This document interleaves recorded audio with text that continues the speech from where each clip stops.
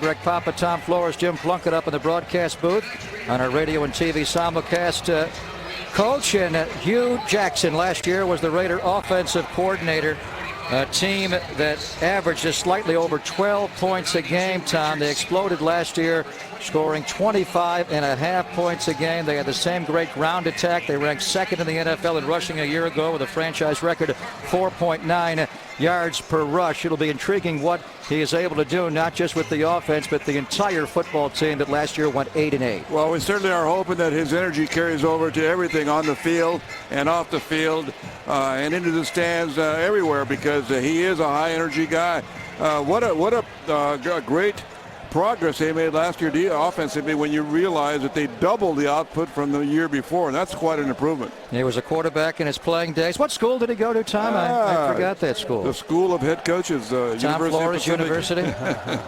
Pacific University in the mid-'80s, where he threw for over 2,500 yards. We are going to get the flip of the coin downstairs. Ron Winter is our referee tonight. Jason Campbell anxious to get at it. Jim, one of the Raider captains this year. He had a very solid first year as the Raider quarterback last year. Raiders went 8-8 overall, 6-0 in the AFC West. They had never done that before, winning all 6 within the division. But I think Jason has even more of a handle on this football team now that he's been around for a second year, Jim. Well, I certainly think he does also. I went to training camp the other day and watched him practice a little bit, although he's held out of a lot of the drills. But everybody I've talked to, including Coach Jackson, you know, they're really high on Campbell, the way he's performed, the enthusiasm, the confidence he's gotten as a carryover from last year. He's making all the right decisions at practice. And, you know, I think it is going to carry over. Plus, he's got such an explosive offense to work with. The receivers were dynamite last year, and a little bit later on, I'll get into just how many big plays they came up with a year ago. It was fantastic. It was phenomenal. The Arizona Cardinals will get the football first, and I'm interested in seeing Sebastian Janikowski kick off from the 35-yard line. A lot of rule changes in the offseason in the NFL. One of the changes is moving the kickoff line back to the 35, where it was back in the early 90s, Tom. They moved it back to the 30 in 1994. And with Janikowski, he had 29 touchbacks a year ago. He may obliterate the all-time NFL record in the 40s. And kicking from south to north here at the Coliseum, he had 29 touchbacks a year ago. We are in the baseball configuration. The A's will play a game here tomorrow night. But kicking this way, Tom, he is completely on grass. The other way, his plant foot will be on the dirt, so he can blast away. I don't think there's any question that this one is going to go through the end zone, maybe even through the uprights. Andre Foster is back to return the kick along with Lerod Stevens Howling. Remember his name, Raider fans, when the Raiders were in Phoenix last year. He opened the game with a 102-yard kickoff return for a score, but this would have to be 120 yards to the back wall. That's too easy for him. Didn't it go through the uprights? It's good from 65. Don't get any points for that. That's a new record. And the Arizona Cardinals have a new quarterback, the former Philadelphia Eagle, Kevin Cobb. They traded for him on July 28th, giving up Dominique Rodgers-Cromartie, a very good corner, and a second-round pick. 7 touchdowns, 7 interceptions last year. In his career, he has thrown more interceptions than touchdowns, 11 touchdowns to 14 INTs, but they gave him a new deal, and he is their new quarterback. 1st and 10, Arizona. Moving from north to south, and they're going to run off the left side. And for a very little gain there, as Matt Shaughnessy makes the tackle there on Beanie Wells. Beanie Wells will be their featured running back. Larry Fitzgerald, of course, is their go-to wide receiver. Andre Roberts will try to fill in. They lost Steve Breston in the offseason. He is now a KC Chief, and Todd Heap comes over from Baltimore. Levi Brown, the left tackle. Darren Cottage, the former Green Bay Packer, at left guard. Lyle Sendline at center. Rex Hadnot at right guard, and Brandon Keith at right tackle. No gain for Beanie Wells on first down. 2nd and 10, Arizona. Todd Heap goes in motion, but he stays right. Michael Huff, a blitz and a throwaway to nobody. Michael Huff came on a safety blitz that time. He was going to Larry Fitzgerald, but Michael Huff, who had his best year in the NFL last year as a playmaker, came off the edge on the blitz. Raider front four, Lamar Houston had a great rookie season last year with Matt Shaughnessy, a couple of young ends, the veterans in the middle, Seymour and Kelly. Rolando McClain lost some weight, will be quicker this year. The middle backer, Quentin Groves, the weak side backer. Cameron Wembley is the strong side backer. Stanford Rout, Chris Johnson, your corners. Tyvon Branch and the blitzing Michael Huff, your safeties. 3rd down and 10. Raiders are creeping up here. Jerome Boyd looking like he may come on a blitz. He does not. Cobb back, pressured by Cameron Wembley. Cobb's going to run for his life. He can run for a first down, though. And he runs out across the 30. First down, Arizona. And that time they didn't seem to keep contain on Kevin Cobb. He was able to get outside, outrun Tommy Kelly for the first down. Cameron Wembley, coach, had a good pass rush, but Cobb was able to move around him and scramble out for 14 yards. Yeah, it was only a 4-man rush, and they put a little pressure up the field, but there was a gap there, as Jim said. Enough room for him to run for the first down. The coverage down the field was excellent. There was no one there to go to. 1st and 10, Arizona on their own 35-yard line.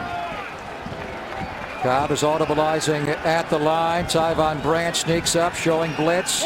It's a quick one out in the left flat, and a short catch made there by Early Doucette, and he is wrapped up and dropped immediately by the Raiders defense. They were all over. Michael Huff having a very active game today.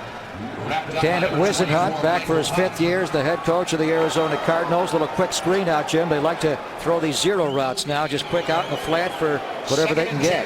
You couldn't quite bring him down at first, but slowed him up enough for the rest of the team to come in and put him down.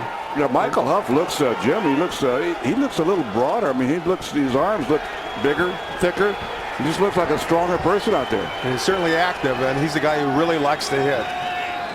Ken Wisenhunt had the Arizona Cardinals champions of the NFC West back-to-back years, but last year with no Kurt Warner, won only 5 games. Cobb rolling to his right, throws, ball deflected up in the air and almost intercepted.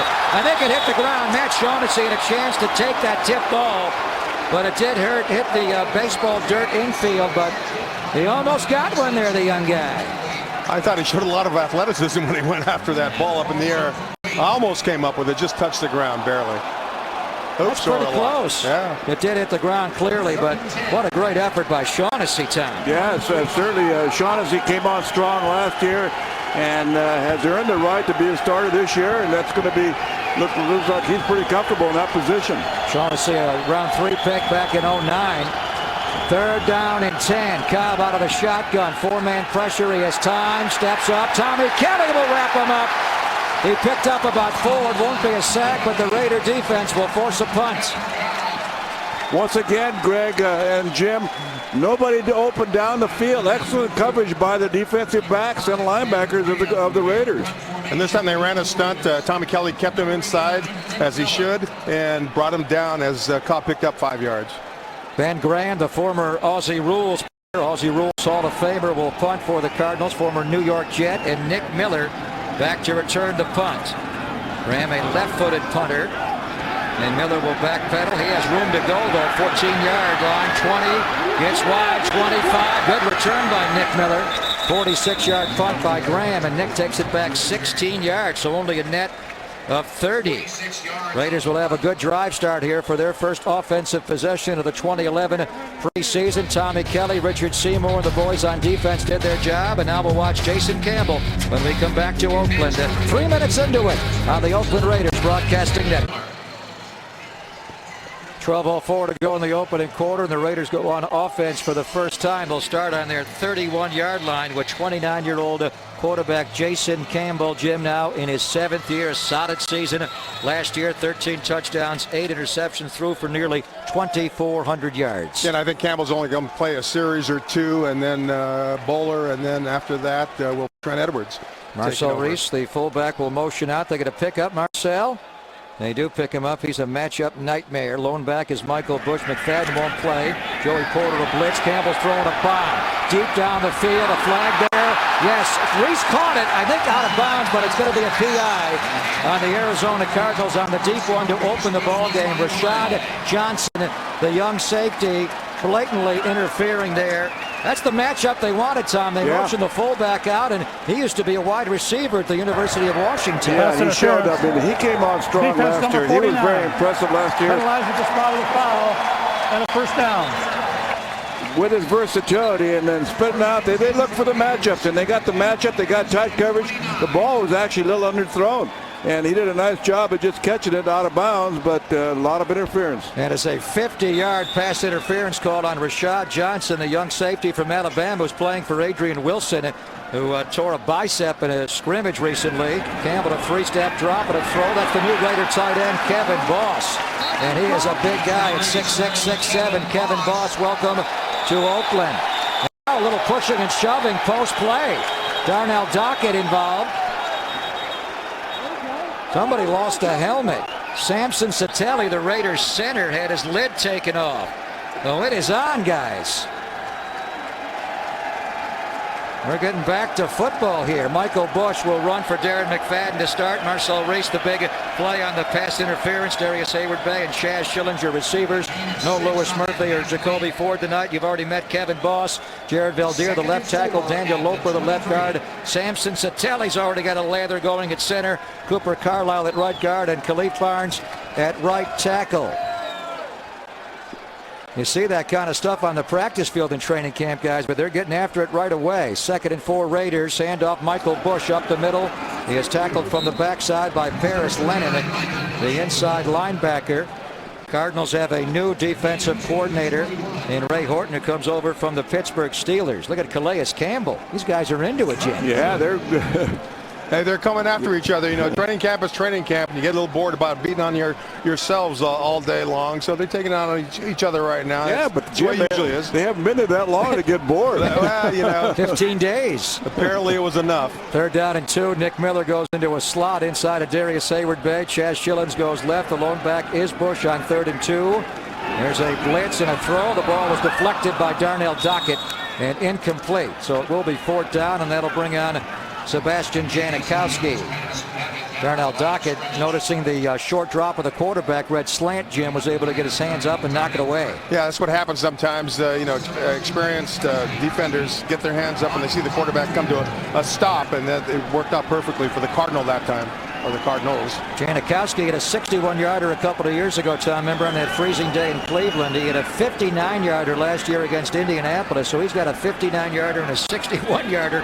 Only Morton Anderson can say that, and that's right down the middle.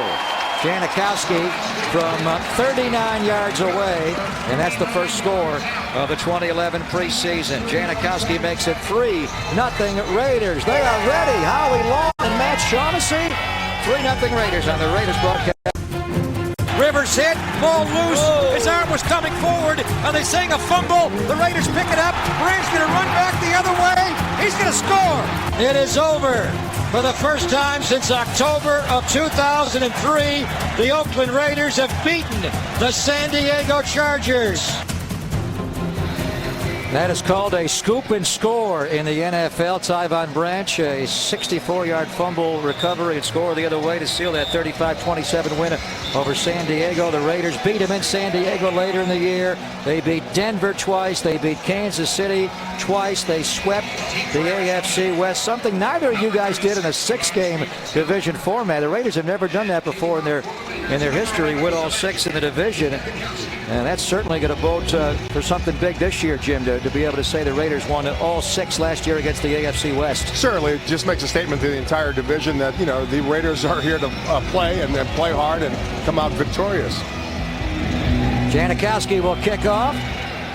Is it going to come out? It is. LaRod Stevens Howland, remember, 102 yards against the Raiders last year, but he gets hit on the 10-yard line there. And he is swallowed up at around the 13-yard line. Only a 13-yard return right from the goal line. Hiram Eugene, the Raiders safety, got down on special teams there for coordinator John Fossil and made a big play. Marcel Reese also plays on teams. The fullback had the big play of the first offensive possession when he induced that 50-yard pass interference call. So the Cardinals will start on their 14-yard line on their second possession. Raiders up 3-0 here on this Friday evening. As our Thursday evening, as we get back to football, Larry Fitzgerald will go out wide to the left. And the Raiders have already subbed in their second unit defensively. That is DeMarcus Van Dyke picking up Larry Fitzgerald. Cobb rolls that way. That's a catch by Todd Heap. Tackled by Quentin Groves. He actually spins him forward very close to a first down. A gain of 8 there. Quentin Groves, who was the Raiders' weak side linebacker a year ago, and on opening night of the preseason, he starts in that will linebacker spot time. Yeah, and one of the weaknesses last year playing that position, both outside linebackers were really getting beaten a lot to the outside. They were leaving the zone area. That time he stayed home where he's supposed to, was able to make the play. Even though they picked up some yards, he still made the play.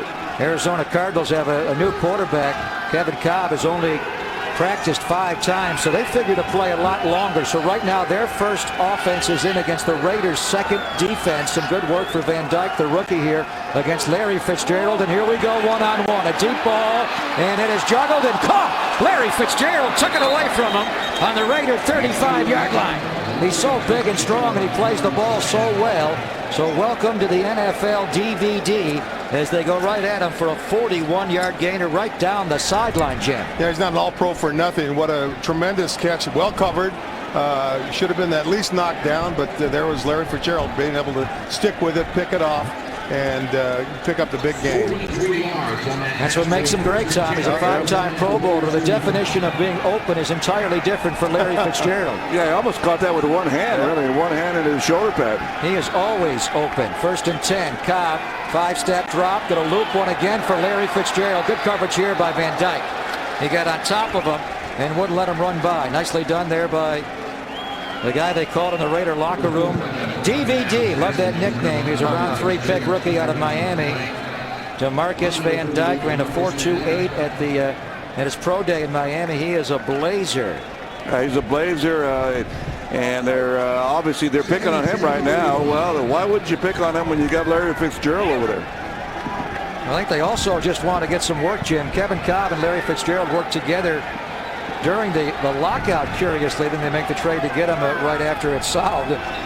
Here's a flag before a pre-snap penalty here. It's going to be a false start on the Arizona Cardinals. Ron Winter, our referee. False start. Offense number 85. 5-yard penalty. Remains 2nd down. It's called on early Doucette. Stefan Wisniewski was the Raiders' first draft pick. Their first pick actually was a guy named Richard Seymour, as they traded their first-round pick to get the great Seymour. Van Dyke came in the 3rd round. A couple of old linemen right away, Tom. Wisniewski with the 2nd-round pick. Joe Barksdale, we'll see later, a good-looking right tackle candidate. And we'll go through the list. Chimney Checkwell won't play tonight. Neither will Tywan Jones. They're both dinged up. 2nd and 15, Arizona. Doucette moves in motion. Cobb, a straight drop. And he'll throw out to his right. Larry Fitzgerald. They're feeding the ball to Fitzgerald now, and he's got an Arizona first down inside the 25-yard line as he beats Walter McFadden, a second-year corner, for 17 yards. Well, you know, I think they're pass protecting very well, giving Cobb time to look down the field and pick out his receiver. And as you mentioned earlier, why not go to Larry Fitzgerald? All-pro, a great receiver, comes up with big plays time and again, and you got to lay off him because he's tough. Yeah, and he runs good routes. They're just very disciplined routes, and catches the ball in his hands, which is the best way to catch it. 1st and 10, handoff to Beanie Wells. Stiff arms Van Dyke. First down inside the 10, cuts inside on Stevie Brown. Quentin Groves saves the touchdown, but Beanie Wells takes it 15 yards to give Arizona a 1st and goal from the 7-yard line. Yeah, Beanie Wells having a great pro career. Came on strong last year. And he's a big guy. He's a lot bigger than you would think. You thought he was a little guy when he first came out of Ohio State, but he's 229 pounds. Nice stiff arm there on Van Dyke. Van Dyke, not a big guy. He's a good tackler, though. He weighs only 177 pounds. 1st and goal, Arizona. There's Beanie Wells right up the middle. He'll bang it down to the 3-yard line. Had a good opening initially. Again, this is the Arizona Cardinals' first-team offense, Jim. Their first offensive line against the Raiders' second defense. They're not running on Richard Seymour and Tommy Kelly and Rolando McClain. Travis Gaethel is now in playing as the middle linebacker. Yeah, and they want to give Cobb protection. They want him to get used to the offense. They traded for him, gave him a lot of money. He's their quarterback, and they want to make sure they keep that first unit in to protect him. 2nd down and goal from the 3-yard line. Beanie Wells, he'll be stopped shy of the goal line. Able to break a tackle and take it very close. They're going to spot him outside, though. But he got pretty close to the goal line there. That'll bring up a 3rd down and goal. John Henderson, a very good run stuffer. as the runner was down by contact. That is subject to review, obviously, from Ken Wisenhunt, but it appeared as though he did not get in. Boy, Big John Henderson, Tom, having a terrific training camp. The Raiders got him from Jacksonville last year. He played well, but he looks to be in finer form. He loves these moments. He can dig it on the goal line now. Third down and a goal from inside the one. Reagan Maui, the fullback, on a lead play. Beanie Wells gets stacked up by the Raiders' second-team defensive line. And they're trying to rip it out of there. Tommy Hill, first-year lineman from Colorado State. Quentin Groves. What does Wisenhunt do here on a 4th and goal? He's going for it? I don't know. It looks like he might be going for it. I tell you, in a lot of these situations a year ago, the Raider defense really came up big in a lot of short yardage situations and goal line situations such as they just did just then. Got to be Leary and Larry Fitzgerald on a fade route here. 4th and goal. They put Cobb actually into the shotgun, a 2-by-2 formation, 2 left and 2 right. With Larry Fitzgerald left outside of early Doucette, inside handoff, Beanie Wells. He didn't get in. The Raiders will stop him shy of the goal line. They ran out of the shotgun spread, and the second-team defense stops Arizona's first-team offense, although Lamar Houston, a first-team lineman coach, snuck in there to make a play. Well, you were just talking about the guy, John Henderson. Raiders hold. They'll take it on the 1-yard line when we come back. Raiders 3-0 Raiders on the Raiders.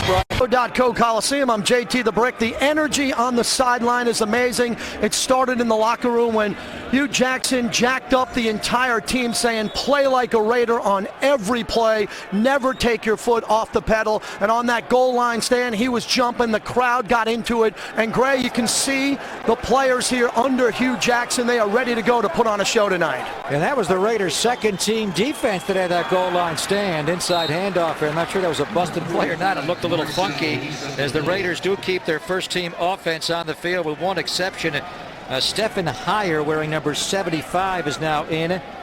He is going to play at left guard. He has replaced Daniel Loper there inside of Jared Valdir, Tom. But they're going to give the offense another series here, trying to get him out from the shadow of the black hole end zone. Yeah, that's a good experience for him, too, coming out there. This is an area that you don't get enough work. You don't like to be down there, but you don't get enough work. 2nd and 8. Marcel Reese, the fullback, in a true eye. Michael Bush behind. Jason is audibleizing at the line. Chaz Schillen's out wide right, and Darius Hayward-Bay is left. And a 2nd and 8. Lead play. Michael Bush, good hold it close quickly though, but he bangs out to the 9-yard line. Good game. That'll bring up a 3rd down and 2 for the Raiders. Big Michael Bush, Tom. The Raiders lost Darren McFadden for 3 games last year, and a couple of them. Michael Bush had huge games against San Diego and Kansas City, rushing for over 100 yards in each. Yeah, he's a load. He's a different tempo, and between he and McFadden, they really complement each other well. McFadden will not play tonight. He has a fractured left orbital bone, suffered on a blitz pickup in Napa, but he's fine. Maybe we'll visit with Run DMC later. Inside handoff. Michael Bush, first down Raiders. As he powers straight ahead, Jim, with those knees churning up to his chest. No one wants to step up from the secondary and tackle that guy. Well, they were in a great 3rd down situation.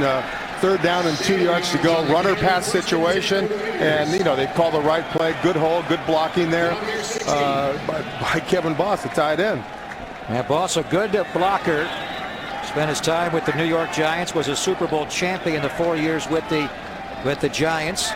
He's a lanky target wearing number 87. Marcel Reese slides in motion. 1st and 10 Raiders. Campbell to play action to Bush. Throws out left. Caught. Darius Hayward-Bay first down. Spins out of a tackle.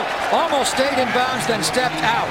Nicely done there. Jason Campbell hitting Darius Hayward-Bay on the outcut for a 14-yard pickup as he beats corner Greg Toller. Yeah, very loose coverage out there by Toller. Toller had to be about 10 yards off when that ball was snapped, and his first 3 steps were backwards, and it was an easy route, but a very well thrown ball and a nice catch. Darius Hayward-Bay was hurt, certainly curtailed his numbers his rookie year, but he came alive at times as a second-year player. But the Raiders want more from him now in his 3rd year. Campbell backpedaling, a screen, a high throw, but a one-hand catch by Marcel Reese. He runs away from Dockett. Beautifully done by the fullback there. Jason, Jim, it got kind of congested on the screen. He had to lob it over the top, and he overthrew it slightly, and Reese just plucked it with one hand. You know, it's a very good play by both players. Campbell didn't have any vision really of Marcel Reese, but Marcel Reese makes that one-handed catch and turns it up the field for a gain of 7 yards. A great play. And Marcel Reese, believe it or not, being a fullback, wide out sometimes, had the longest pass reception last year of 73 yards. That was a nice block by Cooper Carlisle, Tom, getting out on the screen. There's a 2nd and 3 handoff, and Michael Bush will get stopped for no gain, maybe lost a yard. Paris Lennon, the inside linebacker, on the tackle. Keep in mind, with no organized team activities, no mini camps in the offseason, the Raiders only been in camp for a couple of weeks in a day. Plays like the screen pass there, those are the kind of things you rep in the offseason, and it's kind of hard to get back into screen pass rhythm. Yeah, at training camp, you know, they were doing a lot of this screening, though. They've been working on it since day one. Well, screens are something that, since they don't wear pads every day, they can't, but with the new agreement, screens are something you can practice a lot just in the timing with no pads on. 90 seconds to go in the opening quarter, 3rd and 6. Nick Miller is in. Nick Miller's got a first down. He caught it right at the sticks. He was pushed backwards, but his forward progress will be a first down. Nice job picking up the blitz. They came with the dogs in that one, and everybody stepped up to pick it up to give Jason time to throw the ball. He found the open guy and first down.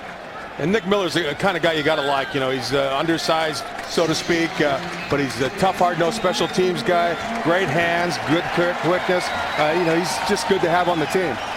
He had to fight his way. Last year, his first ever punt return, he took back 46 yards, and his first ever catch was an acrobatic 32-yarder. 1st and 10 Raiders. Campbell straight drop. Going deep ball down the sideline for Hayward. Barry, it's batted away. Nice coverage there by A.J. Jefferson, the rookie corner on a Fresno State. He got up high. Jason Campbell got pressure, but he threw a nice ball. Coach, he was able to loft it up there and give a DHB a chance to pull it down. Well, Bade had a little stutter and go, and actually had a step or two. Had to wait for the ball. The ball was underthrown. Jason's the timing, he's got to realize these guys can fly. Just let it fly. Let them run under it. Yeah, there's two long passes by Jason tonight. Both of them have been a little bit short, but that's something that can easily work on. Campbell 4 of 6 for 32 yards. DHB will take a playoff. Denarius Moore is now in the game as they give it to Michael Bush up the middle. Denarius Moore, wearing number 17, has been the training camp sensation. Round 5 draft pick out of Tennessee, where he averaged over 20 yards of reception last year. Jim, he is so smooth. I'm anxious to see him. He's looked so good in training camp, and now we can see him under the bright lights of an NFL preseason game. Yeah, they've been very impressed with him at training camp. He thinks he's a steal, a find out of Tennessee. He is fast, and he is a smooth route runner. Keep your eye on him. It's maybe the final play of the quarter. A quarter the Raiders are completely dominated. 3rd and 7. Going in motion is Nick Miller, followed by Patrick Peterson, their number 1 pick. A pre-snap penalty here and a false start, I think, on Khalif Barnes. False start. Offense number 69. 5-yard penalty. Remains 3rd down. Kind of thought we'd have more of those, Jim, with no OTAs and no mini camps. It's been a pretty well played opening quarter. So far it has been. Not very many penalties. And, I think, a lot of the thing is you can go on timing. It's no pads and you work on execution time and again. You get more reps in when you don't have pads on. So I think in some ways it may be beneficial. This may be the final play for the first team offense. If they get a first down, they'll probably let them continue the drive into the second quarter. If they don't, though, that'll be it. So motivation to pick this up even more so. And a timeout before they snap the ball. The quarter's going to end. They restarted the clock and then rolled off those 12 seconds. So this is the end of the first quarter. Thank you, Mr. Winter. We'll have at least one play from Jason Campbell in the second quarter. Janikowski from 39 yards out. The Raiders a goal line stand. They lead after 15 minutes over Arizona. 3-0 on the Raiders. We start the second quarter. Raiders up 3-0 on the Janikowski 39-yard field goal. Time now for the Geico 15-minute review report. In the first 15 minutes, each team had 4 first downs. Arizona outrushed the Raiders 34-18. They outpassed them 68-32, but the Raiders really have been the better team. Kevin Cobb 4 of 7, 68 yards, 2 receptions, 60 yards from Larry Fitzgerald. Jason Campbell 4 of 6 for 32. Here's his 7th pass. Catch! Denarius Moore breaks a tackle 40. And he's finally dropped on the Arizona Arizona 36-yard line. The young man is upset he didn't score.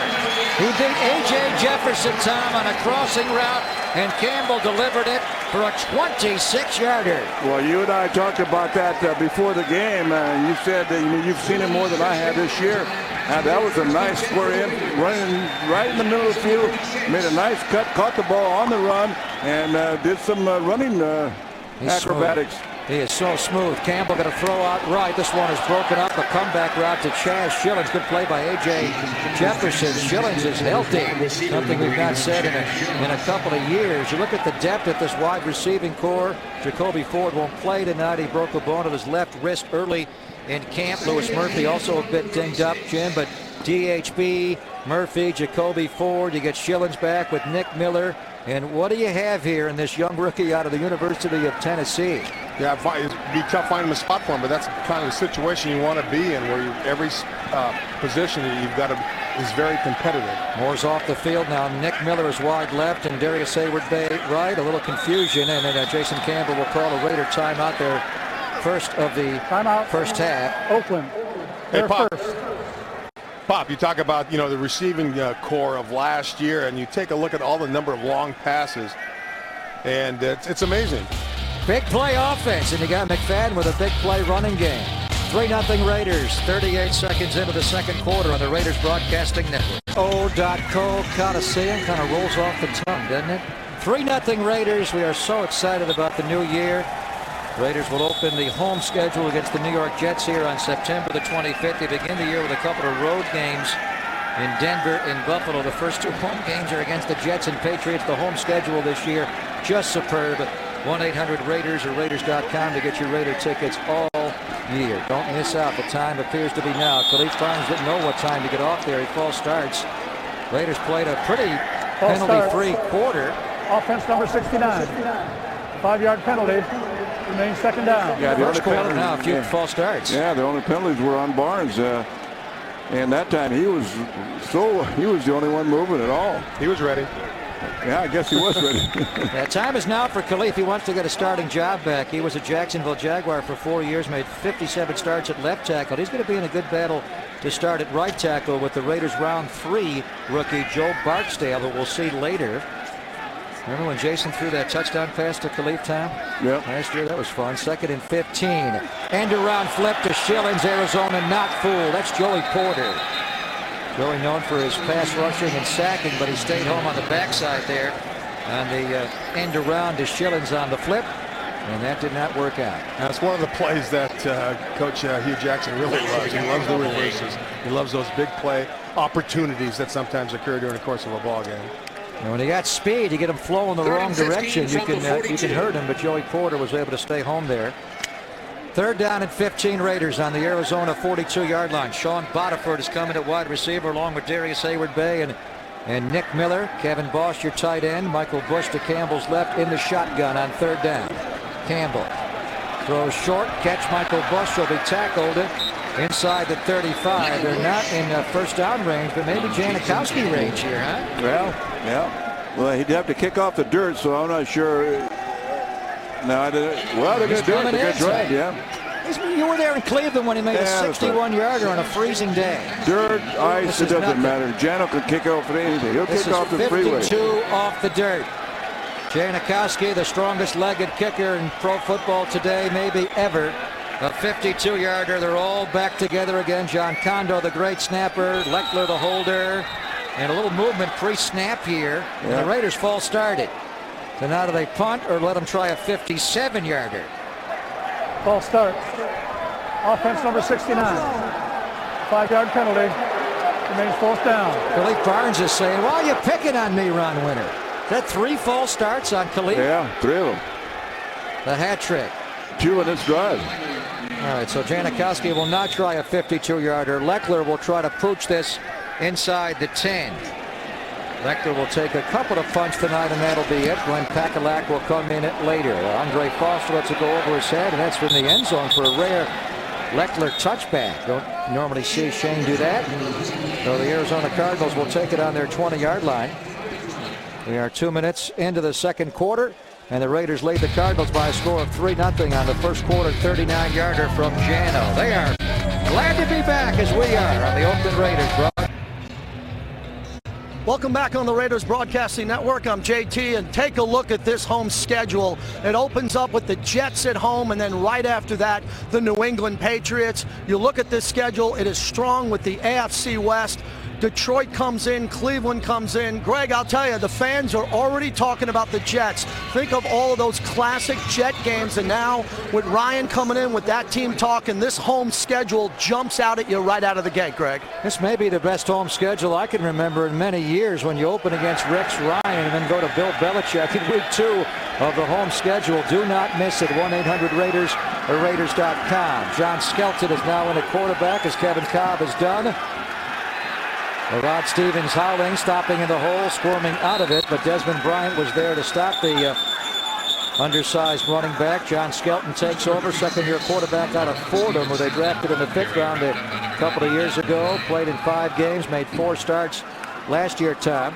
They had very poor quarterback play a year ago, and I'm being kind, after the retirement of Kurt Warner and the release of Matt Leinart. They really struggled, but Skelton, among the young guys, played the best, and he figures to be their backup to Kevin Cobb this year. 2nd and 8. Larod Stevens howling got 2 on the first down carry. Arizona keeping a lot of their first-team offensive line people, and Jarvis Moss jumped off sides. I believe false start on Arizona. Moss was so fast, though, it looked like he was offside. Someone on the left side. Offense number 75. Got tackle move. 5-yard penalty. Remains 2nd down. Levi Brown, Jim, but Jarvis Moss has it triggered, doesn't he? Certainly looked that way. He was wound up tight and ready to go, and as soon as Levi Brown moved, he was in the backfield. Jarvis Moss, former Denver Bronco, was a high draft pick, a round 1, number 17 overall in 07 out of Florida. Raiders picked him up last year. 2nd and 13, Arizona. Early Doucette goes in motion. Jeremy Ware follows a blitz.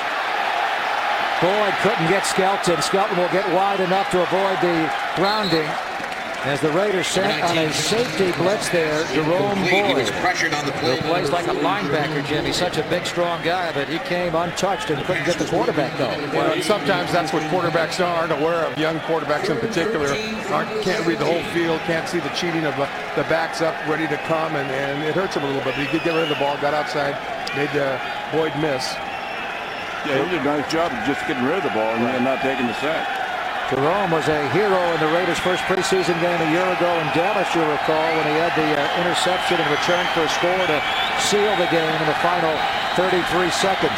3rd and 13, Skelton gun. They're going to blitz 2 defensive backs, and almost interception from a D lineman. Stevie Brown and Jeremy Ware both came on blitzes, a corner blitz and a safety blitz, and Skelton just got rid of it, and Big John almost intercepted it. Yeah, he did. I don't know. That looked like it might have been a middle screen, the way he threw the ball. I think he was just trying to get rid of it down before he got killed. Yeah, I guess that was just. There was a back there, though, waiting for the ball, and you're right. He was just protecting himself. Yeah, I think you're right, Tom. I thought it was a middle screen. Yeah, it looked like it to start with. But he was going to get killed, Jim, so that was part of his thinking. Well, kill is self-preservation is very big in this middle game. Screen it before I get blasted. Yeah, kill is a strong word. Hit hard.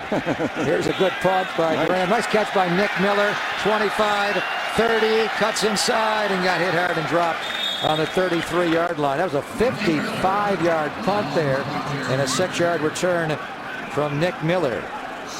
Marcel Reese and Michael Bush starting in the Raider backfield tonight. We'll watch the remainder of the game. Let's see what the Raiders do with quarterback when we come back. 3-0 Raiders, 11.5 to go in the half on the Raiders broadcast.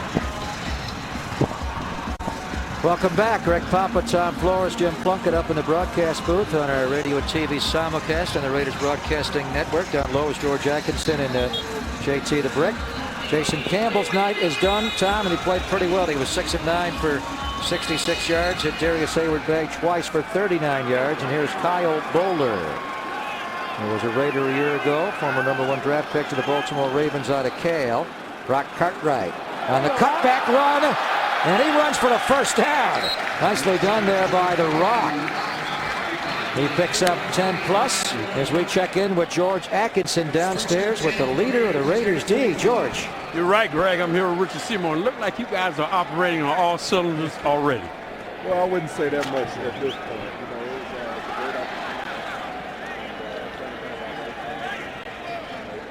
You know, it's a great opportunity. So, you know, it's a great opportunity for us to get out here and knock the rust off. And, you know, we still have a long ways to go, but it's a great opportunity for us.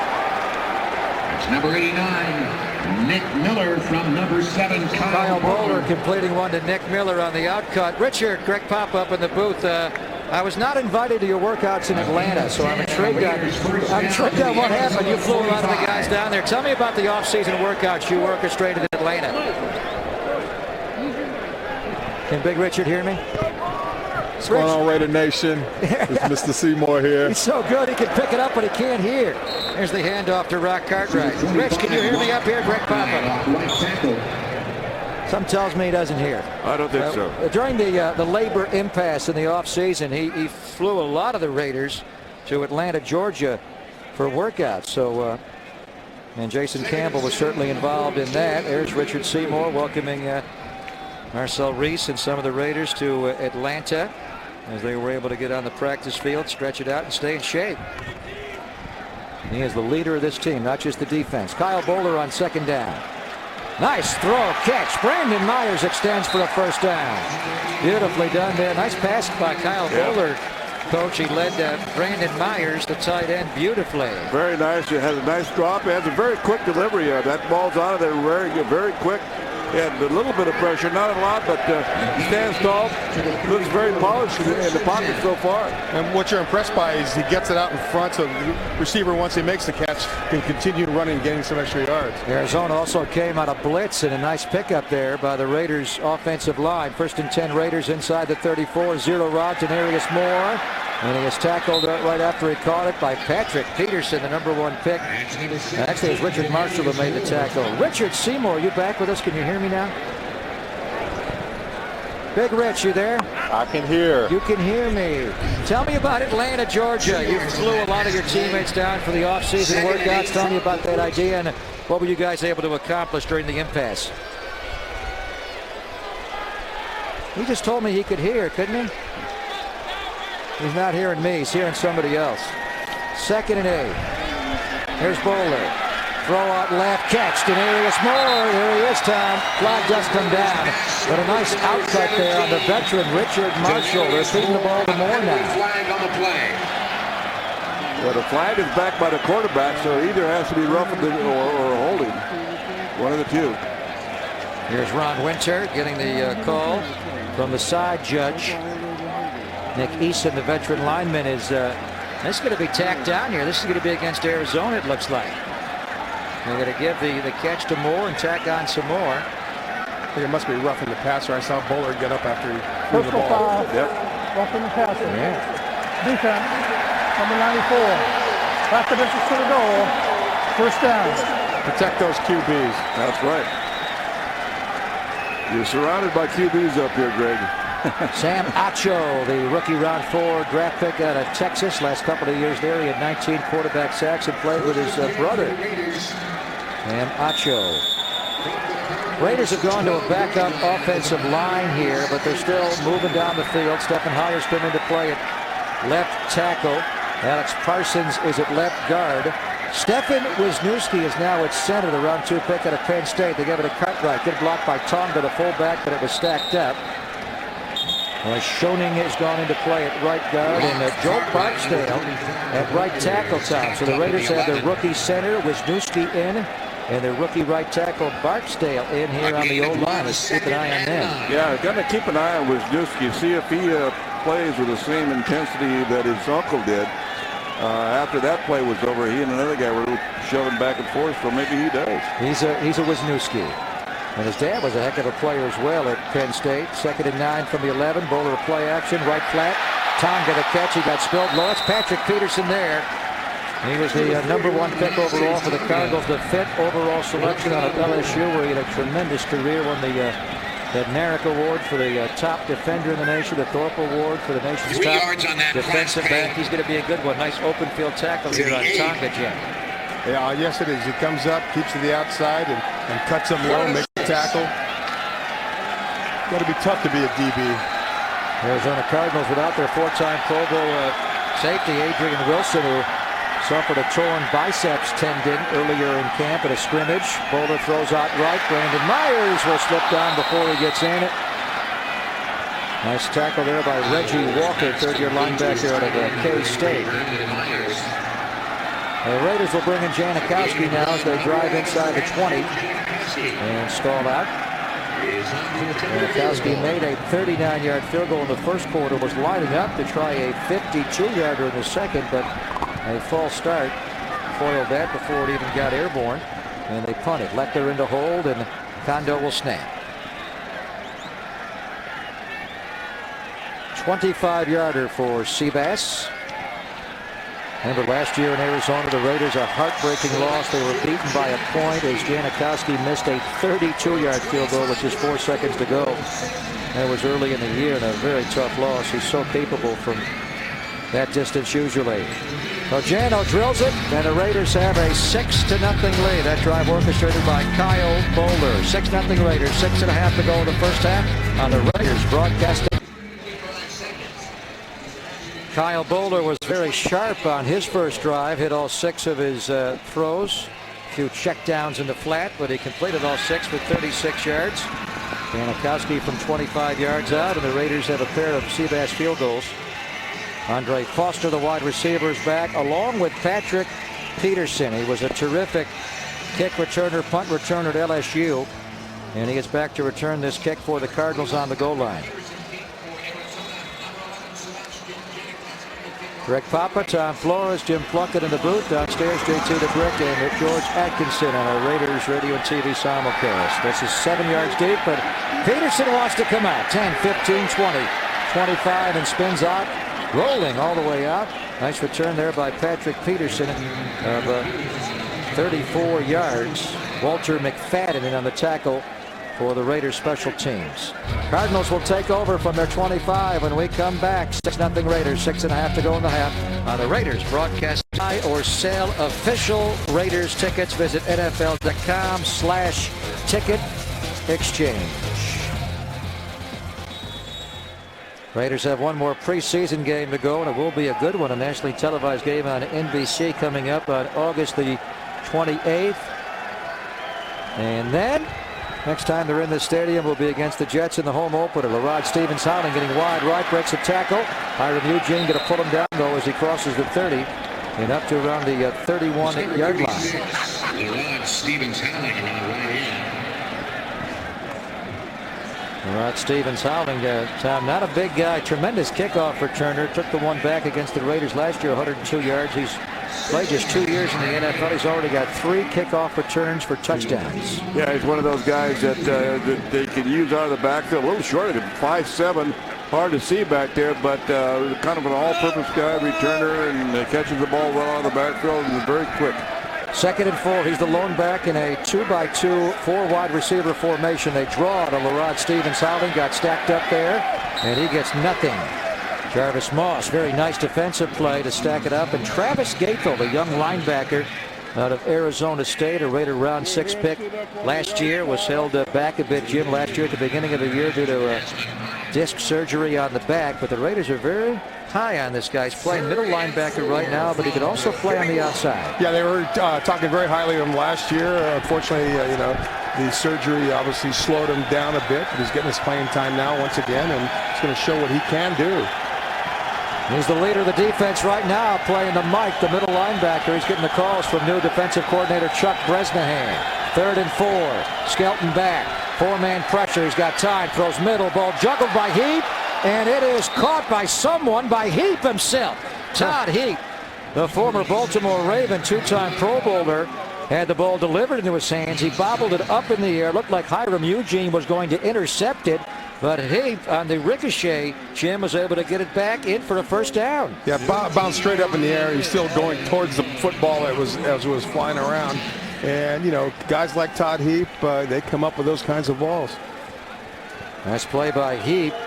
Baltimore Ravens in a cross-cutting move cut him, although he has been injured the last couple of years.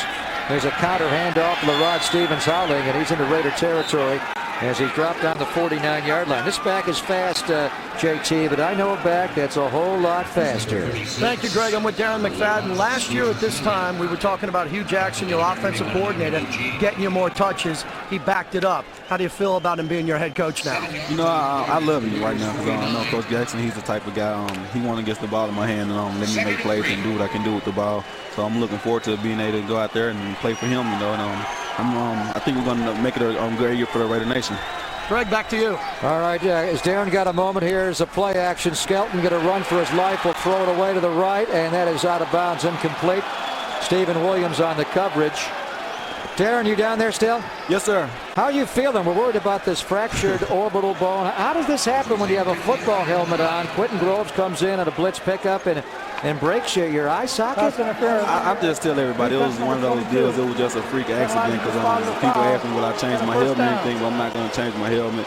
It was just something that happened we were doing one-on-one blitz pickup, and when I hit, my helmet came down over my face, and you know, it was just one of those freak accidents. It's your left eye. I'm looking at you right now. I can't even tell, so I think you'll be good to go. Are you going to play in the preseason at all, or are you going to come right to Denver on opening night? I'm going to be good to go. It's one of those deals. It's not as bad as it sounds. You know, a lot of people here are broken bone in the eye socket, but it's not as bad as it sounds. You know, right now I'm just going to let the trainers and things decide whether they want me to get out there. Because it's just one of those deals. If you get contact, it can make it worse. So right now, they're going to let it heal up for me. Here's Stevens-Howling with a long run. A flag is down. Stevens-Howling is inside the Raider 20 and dropped on the 18-yard line. This may be coming back, though. Walter McFadden made the tackle. Ron Winter, our referee. The flag was thrown. Holding. Yeah, it's on Arizona. Offense number 76. 10-yard penalty. It remains first down. That's probably why there was such a big hole. A little holding going on. Prior to that, the way they got down there, they gained some yardage, Greg, while we were talking there. Walter McFadden had a PI on one of the previous plays. Hey, Darren, what'd you do in the offseason? Because you had such a great year last year. You were not able to work out with Kelly Skipper, your running back coach, in the offseason. What did you do this offseason to get ready for this year? I just tried to do a lot of things I did last summer coming into the season. I did that most of the offseason, so I feel like I'm going to be even better than what I was last year. I'm just looking forward to getting back out on the field and showing everyone what I can do again. Just get healthy and stay healthy, and you'll be good to go. Darren, thank you, man. Yes, sir. Thank you. Darren McFadden. Deuce Latui on the hold. There's a throw out and a catch to Andre Roberts working on DVD. To Marcus Van Dyke. Deuce Latui should be called Trey Latui. Boy, has he gotten big. He's up to almost 400 pounds. He actually went to Cleveland or Cincinnati briefly, but he did not make weight. He's weighing about 380. They let him go, and Arizona brought him back. So what do we have in store from Run DMC this year, Jim, after a breakthrough year last year and a lot of explosive plays in the running game? You know, they'll try to find more ways to get him the ball, whether it be a passing game. Obviously, they'll continue to run him hard. And, you know, he's got a lot of support. That offensive line played well at times, most of the time, as a matter of fact. And, you know, you got a guy like Darren McFadden, the things he can do, breaking tackles, running away from people. You know, he's an explosive player, and he's a great player. Walter McFadden held on the stutter and go there. Stephen Williams, the wide receiver, ran the stop and go. And McFadden just blatantly grabbed him for a pass interference call in the middle of the field. Yeah, he's arguing with the official right now, but that's going to deaf ears. Defense number 22. Penalizing the spot of the foul on the first down. He's had a couple on this drive, huh? Yeah, a couple on, and they were picking on him obviously on that side, but they're throwing on both sides, so they're trying to keep it equal, but you just can't reach out and grab the guy.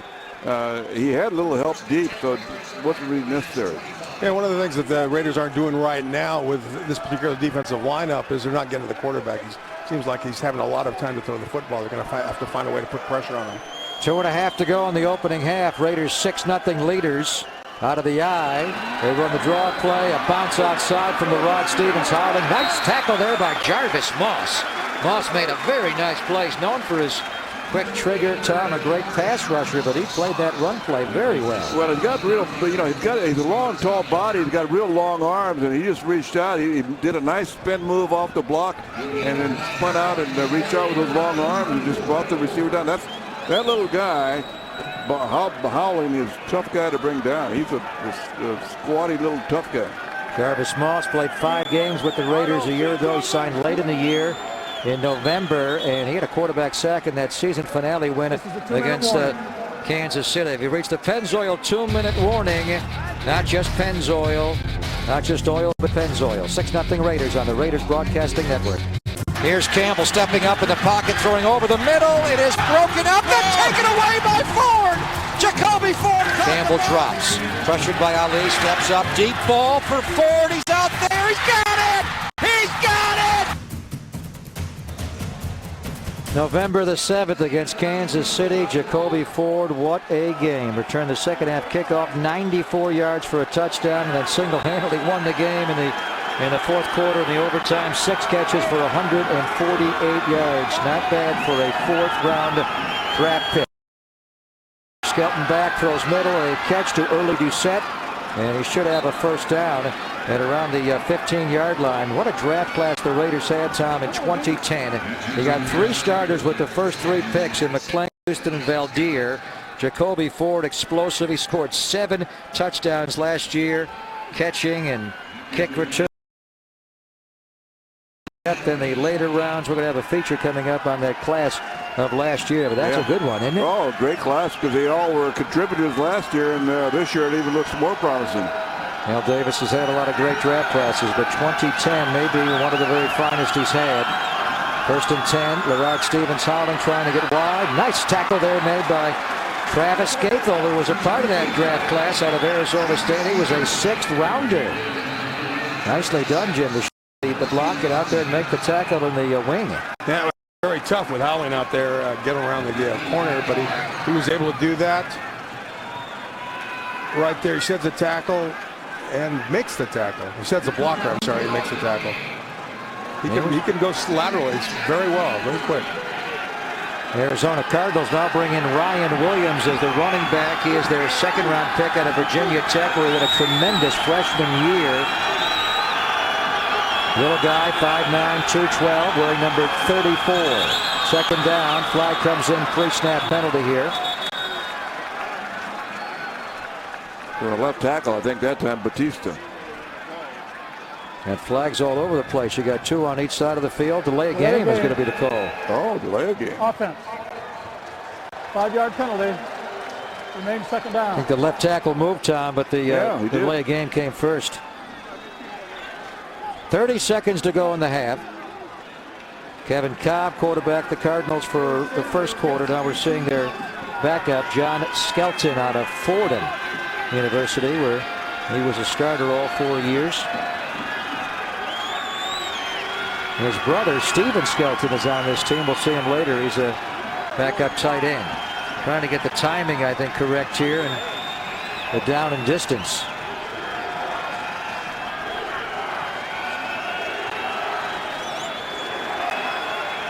And now they're going to go over and talk to Ken Wisenhunt. They get a timeout before he's saying that he tried to get a timeout before the delay a game. Arizona has elected to take a timeout in lieu of a 10-second runoff as a result of a false start penalty that stopped the clock. And delay a game this part of the half. Team timeout. They would run off 10 seconds. This will be a 30-second time. But they'll take the timeout. So now each team has 2 timeouts remaining for these final 31 seconds of the half. Yeah, it's a good move because you only have 31 seconds left here. You want to preserve 10 seconds is a lot of seconds to preserve.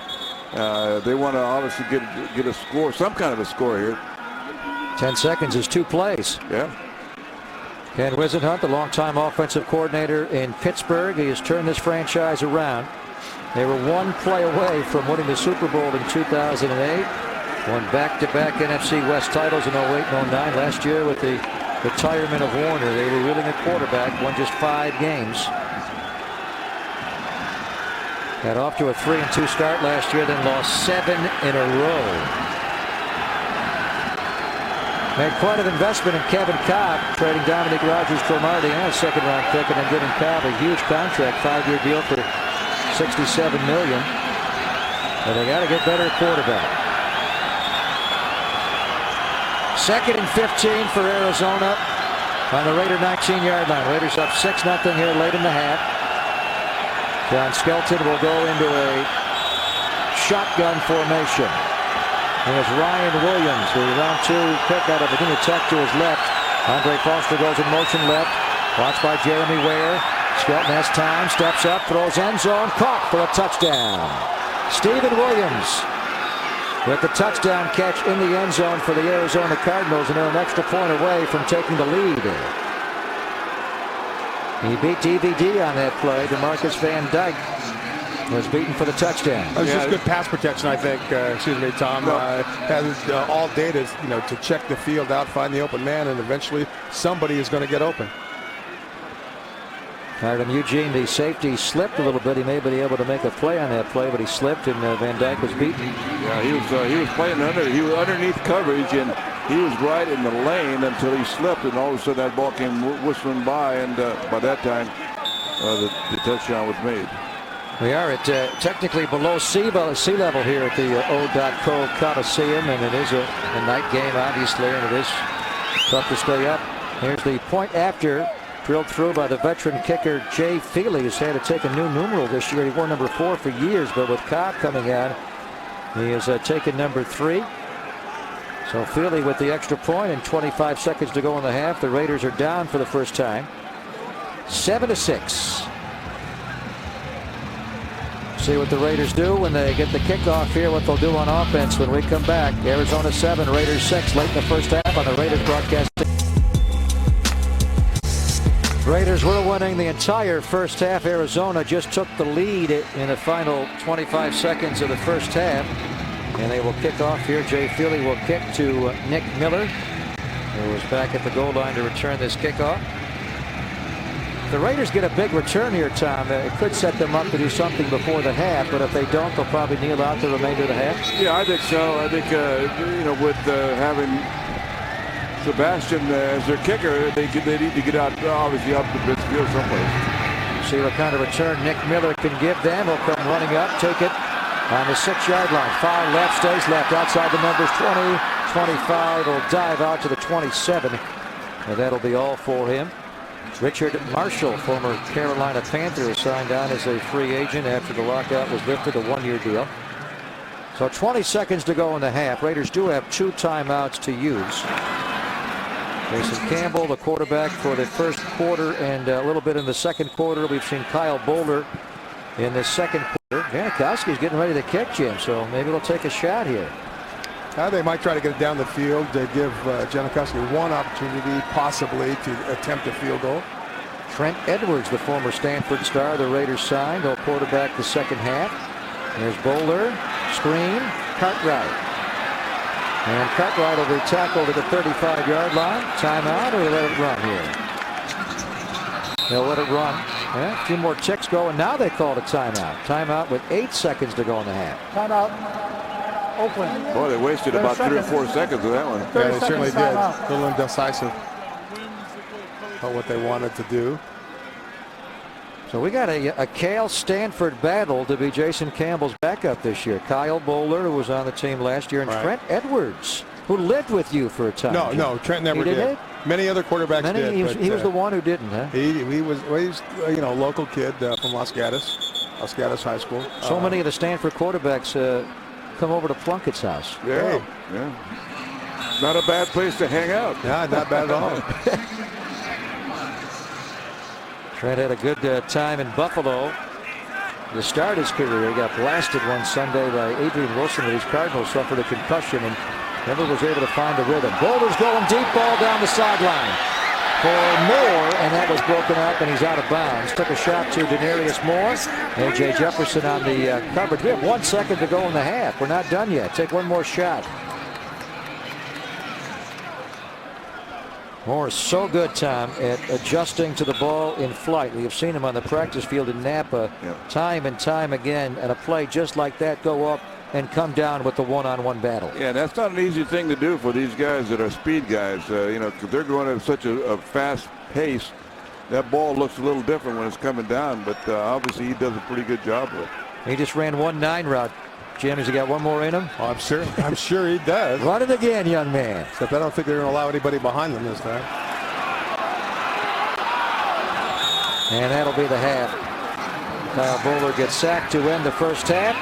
Raiders and a couple of Janikowski field goals led throughout the half, and then Skelton hit Stephen Williams with 25 seconds to go in the half, and it's the Cardinals who have a 1-point halftime lead.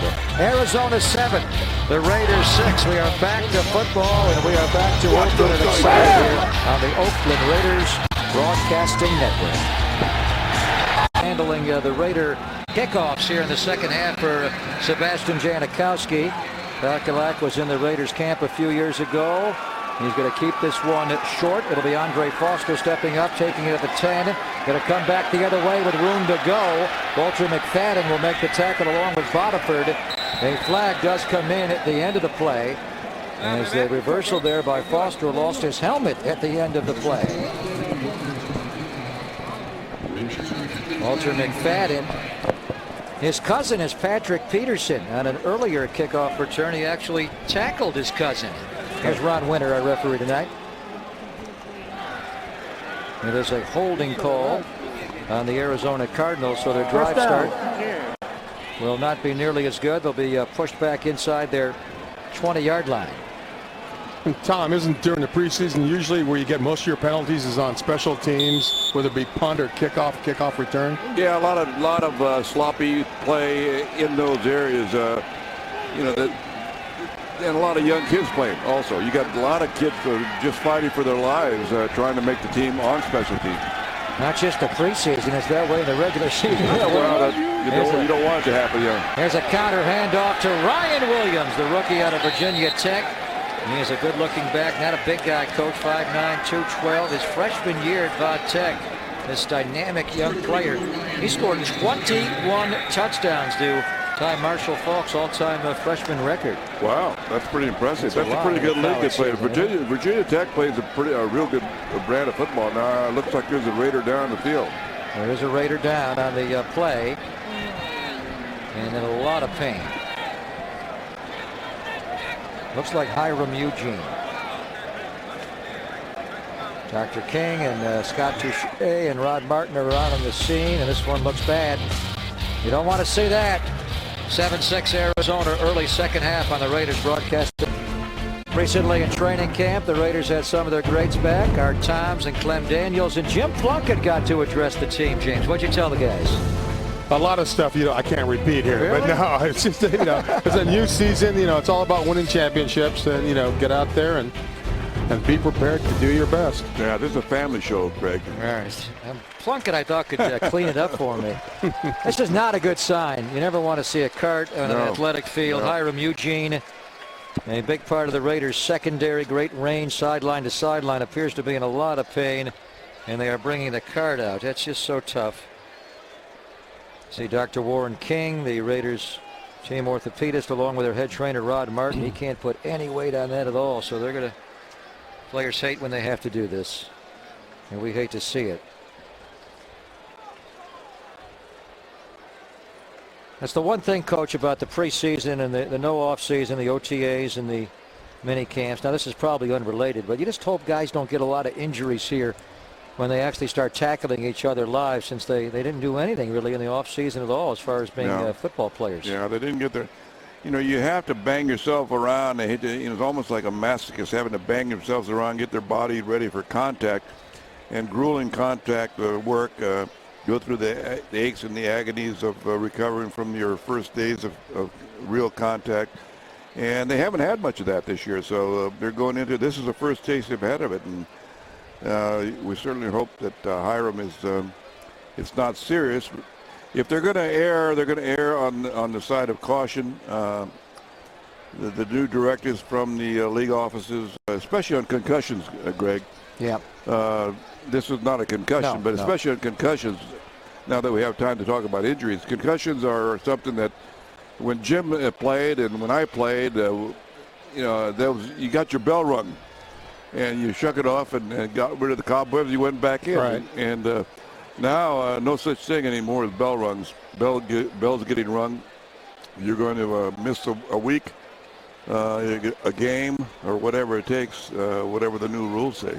And I think a lot of studies got to be done, over the next several years to see how you know, the lack of contact, the one-a-day sessions affect the players, you know, as far as, you know, health-wise, injury-wise, and all that kind of thing, because this is relatively new. And, you know, I think a long study should be done just to see the injury factors. There's the current number 24 with the original number 24, the great Willie Brown, the Hall of Famer, with Michael Huff as one of their guys. The secondary member, Hiram Eugene, has to be carted off the field. He is a rangy safety, Hiram, out of Louisiana Tech. A good find. The Raiders found him as a rookie free agent, undrafted back in September '05. He's been a good player for the Raiders. Yeah, and he's also, you know, he's an all-purpose guy because he can play. He plays all the teams. Right. And, you know, good tackler and, you know, one of the team guys, one of the true team guys. It's hard to tell what part of his body they're protected at this point. I can't tell. We'll get you up an update. JT will when we find out as they cart him off the field. We wish our best to Hiram Eugene. We are wondering, as probably all are you, why the Raiders had to kick off for a second time tonight. They kicked off to open the game, and then they kicked off to start the second half. So there may have been somewhat of a miscommunication when the Raiders, I think the Raiders won the toss, and you have to be very clear on what you say. If you say we'll kick off, then you won't get the ball in the second half as well. So we got to check on that and see what happened. Here's John Skelton, and he's going to play action and throw it up for Stephen Williams, who takes it away from Walter McFadden. Williams, who caught their touchdown pass, has some good size as well. At 6'5", he went up and just took it away, very Larry Fitzgerald-like. Sure did, and there's no question they're checking. They're going after McFadden a little bit more than the other side of the ball. That's the third time they tried him deep, and two of them have been interference, and that one was a completion. You know, sometimes, you know, players, when they're running the second teams, like Skelton is right now, and Williams, they work out a lot together rather than the starters, and sometimes you just have favorites you go to. 1st and 10, Arizona on their 49. Stretch half ahead off to the rookie Williams. And he's into Raider territory, but he picks up only a couple of yards. The Arizona Cardinals traded Tim Hightower once the lockout lifted to Washington to get veteran lineman Vonnie Holiday. So Beanie Wells is going to be in the mix, but they're high on Ryan Williams, maybe taking some playing time. And the Raiders, right after the lockout lifted, signed the former Stanford quarterback Trent Edwards via Buffalo and Jacksonville last year, and he will be the Raiders quarterback in the third quarter. And he's been healthy, Jim. He's been quite capable both as a college player and in the NFL, but he's not been able to stay healthy.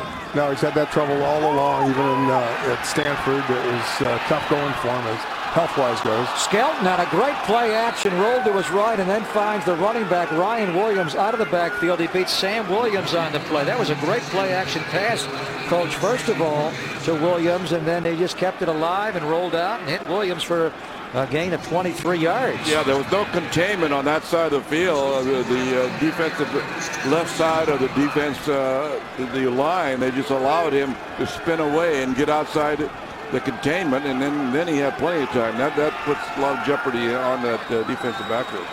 Arizona's moved from inside their 20 on this possession to begin the third quarter. Here's Skelton lobbing one for Williams, and a lot of bumping, but no flag on Walter McFadden. Good play by McFadden there. Got to be physical with this big wide receiver, and he got away with it there. Nicely done. A lot of young kids in that lineup right now. You know, the defensive lineman Tommy Hill's playing over at the defensive left end.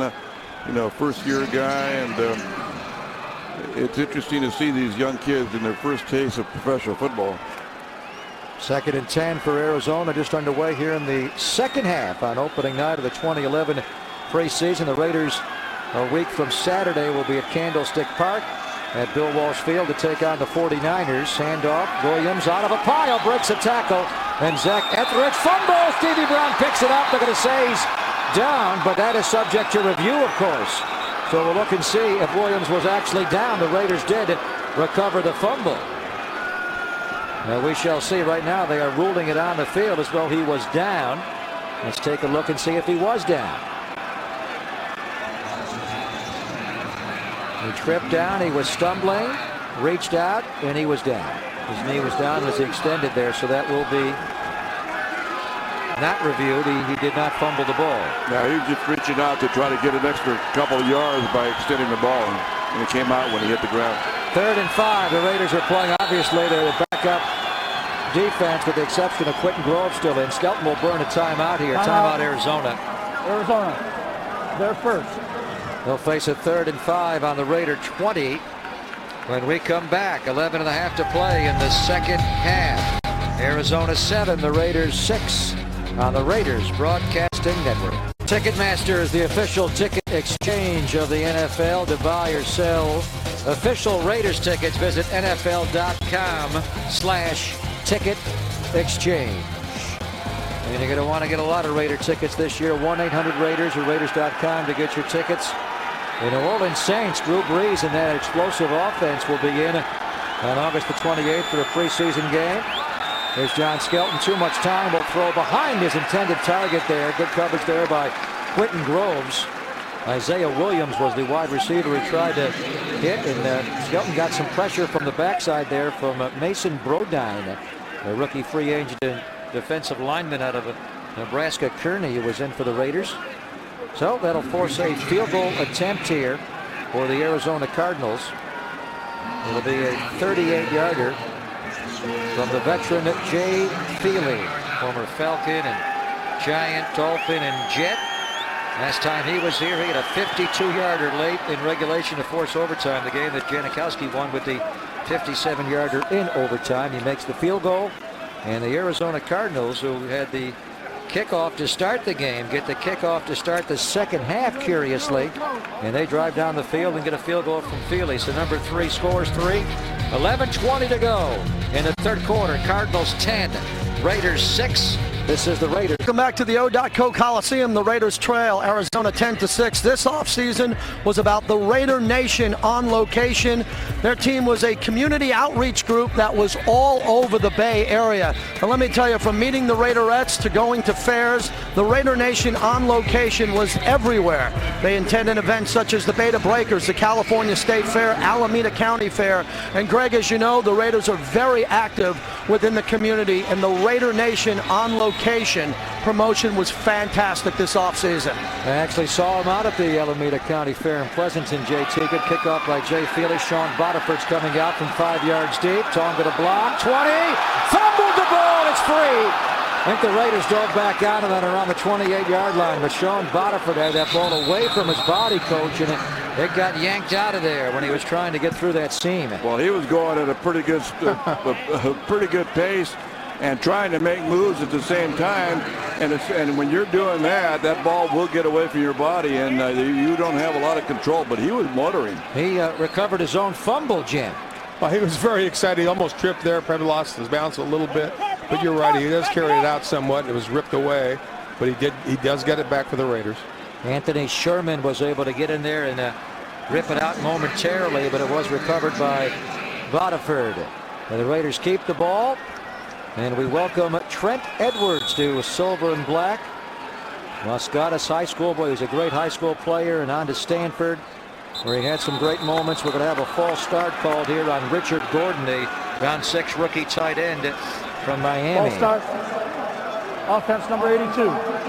5-yard penalty. It remains first down. We were talking earlier, Tom, how tight they played, and now the false starts are coming in droves here. Well, Richard Gordon got caught up. He was ready to go, and the defense started moving around, and he reacted to the defense. And as soon as he moved his hand off the ground and was in violation, he knew it, and he just headed back for the huddle. Trent Edwards, a round 3 pick to the Bills out of Stanford.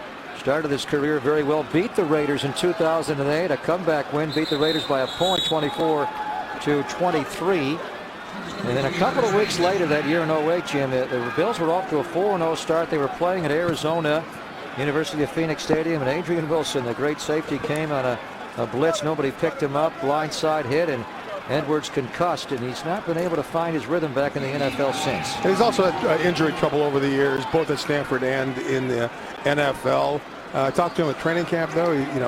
He's familiar with the offense. He says it's not that complicated for him, as he's seen it before. Lewis Rankin now the featured back, 2nd and 14. Edwards, a good throwing arm, and it's caught by Botiford. and that'll be a Raider first down. Out to the 39-yard line. Sean Bodiford, young wide receiver out of Portland State. Nice little outcut there, Tom, and he picks up a first down. Yeah, and a nice throw. Nice throw by Edwards. Very well thrown over some linebackers. Bodiford stretches out for it. Runs a nice route. And I like the way Bodiford comes back for the football, yes. just like you're supposed to do. First and 10 Raiders on their 39-yard line, down 10-6. Three-step drop, slant, ball deflected, right back to Edwards. He can run with it, and he does. The ball was deflected by Vonnie Holiday, the veteran defensive lineman. He saw the three-step drop again, Jim Red slant, and the ball came right back to Edwards. Yeah, that's a completion. Edwards to Edwards. He was alert. He was able to tuck it and pick up a few yards on that play. You ever do that, Jim? I have, yes. Yeah, did you? Unfortunately. But because I got wound up getting thrown for a loss. But Stanford guys are quick thinkers, aren't oh, they? yeah. Derek Hagan has checked in, wearing number 6, prolific pass catcher at Arizona State when Andrew Walter was there. Three-step drop, blitz, a throw, and right through the hands of Denarius Moore. Moore should have caught that one on top of his helmet. Edwards got blasted. An unblocked defender came on a blitz. The veteran Matt Ware, former Philadelphia Eagle. And Edwards got that out, Coach, and that ball should have been caught for a first down. Yeah, it should have been caught. I was surprised to see Edwards get it out with such accuracy, but that ball was thrown. It was a catchable ball. Should have been caught. He's a tough guy, Jim. He's gotten hurt a lot, but he stands in there and delivers the football. He does. I mean, he got that ball thrown right on the money under duress. 3rd and 5 Raiders on their own 44. Bodiford's going to come in motion, followed by Patrick Peterson. He runs over the middle. Nice pass there, first down. Bodiford beat Peterson inside the numbers, and a very well-placed football there by Trent Edwards. Right between two linebackers. He checks the field out, and there goes the ball. Excellent throw. Well, Bodiford actually was starting to settle down. Yeah, and if he had kept running, he would have been running. He would still be running. 1st and 10 Raiders into Arizona territory on the 46. Richard Gordon, the tight end. Edwards fumbled the snap from center, then he dives back on it as he lost the snap. We're going to snap it down to JT downstairs. JT? Thank you, Greg. I'm with the Silver and Black Human Highlight Film. Jacoby Ford, what a year you had last year. Talk about how you build on your success from last season. I think I just kind of just think about everything I did last year and go back and watch the film and then just try to, duplicate what I did and actually excel more than I did last year. Greg? Jacoby, how many times you watched the film of that Kansas City game? Quite frankly, I watch it a lot. If I was you, I'd watch it every day. I mean, the fourth that quarter. was just one of those games, everything just kind of went my way. Here's Edwards going deep, wide open. Yes! Jared Jackson down the 5-yard line. You're getting excited, Jacoby. It's okay. My bad. Hey, I love to see my boys doing good out there. I love that. That was Derek Hagan out of Arizona State, not Chad Jackson, who made the catch. Did you see this rowdy ran here, Jacoby? Oh, I see it. They're getting rowdy out here now. That's what you love to see, is the Raider Nation rising up. Stanford guy going to an Arizona State guy. This ran right by Patrick Peterson. That was pinpoint on right there. Gotta love that Raider energy. Derek Hagan on the catch. Handoff, Lewis Rankin. He had to stop in the hole for a second on the stretch handoff. Jacoby, we know you can run back kicks. There's no doubt about it. You had 3 electrifying kickoff returns for scores. As a wide receiver, how do you get better now in your 2nd year? Just practice, working on my craft every day, in practice, after practice, just doing those little things, just to try to make myself get better. All right, I have not said touchdown Raiders since January, Jacoby, so I gotta, you want to get into it with me here? I'll get in there with you. If we 2nd and goal, Rankin off the left side. No touchdown Raiders. I'm trying to get one in with you. All right, you come in with me. You know how to score them. I can say them. You had 7 a year ago, 3 on kick returns, 2 on receiving. You also ran a couple in, so you can score in a wide variety of ways.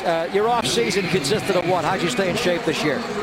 Worked out with a bunch of dudes, actually. I mean, fans not gonna like it, but definitely a bunch of Kansas City dudes, that I work out with back home.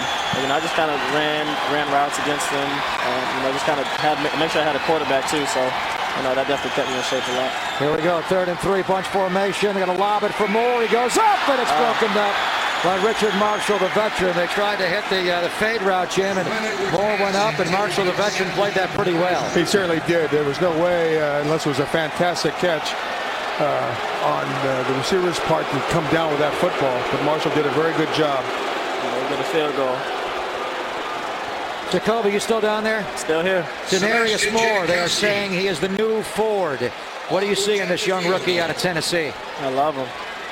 He just makes plays every day. He's out there making the play, and it's just natural to him. He's got some great natural abilities that you love to see in a young guy like him. I mean, I'm still young myself, so I'm not too much ahead of him, but he's got a bright future here with the Raiders. He's definitely going to help us out a lot this year.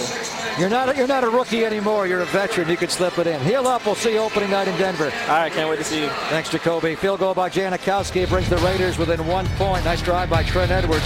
10-9 Arizona. 6 minutes to go, third quarter on the Raiders Broadcasting Network. Oakland Raiders in their first preseason game here of 2011. Lamar Houston and the defense played very well. Arizona's first-team offense did not score on the Raiders at all. They didn't score until late in the half.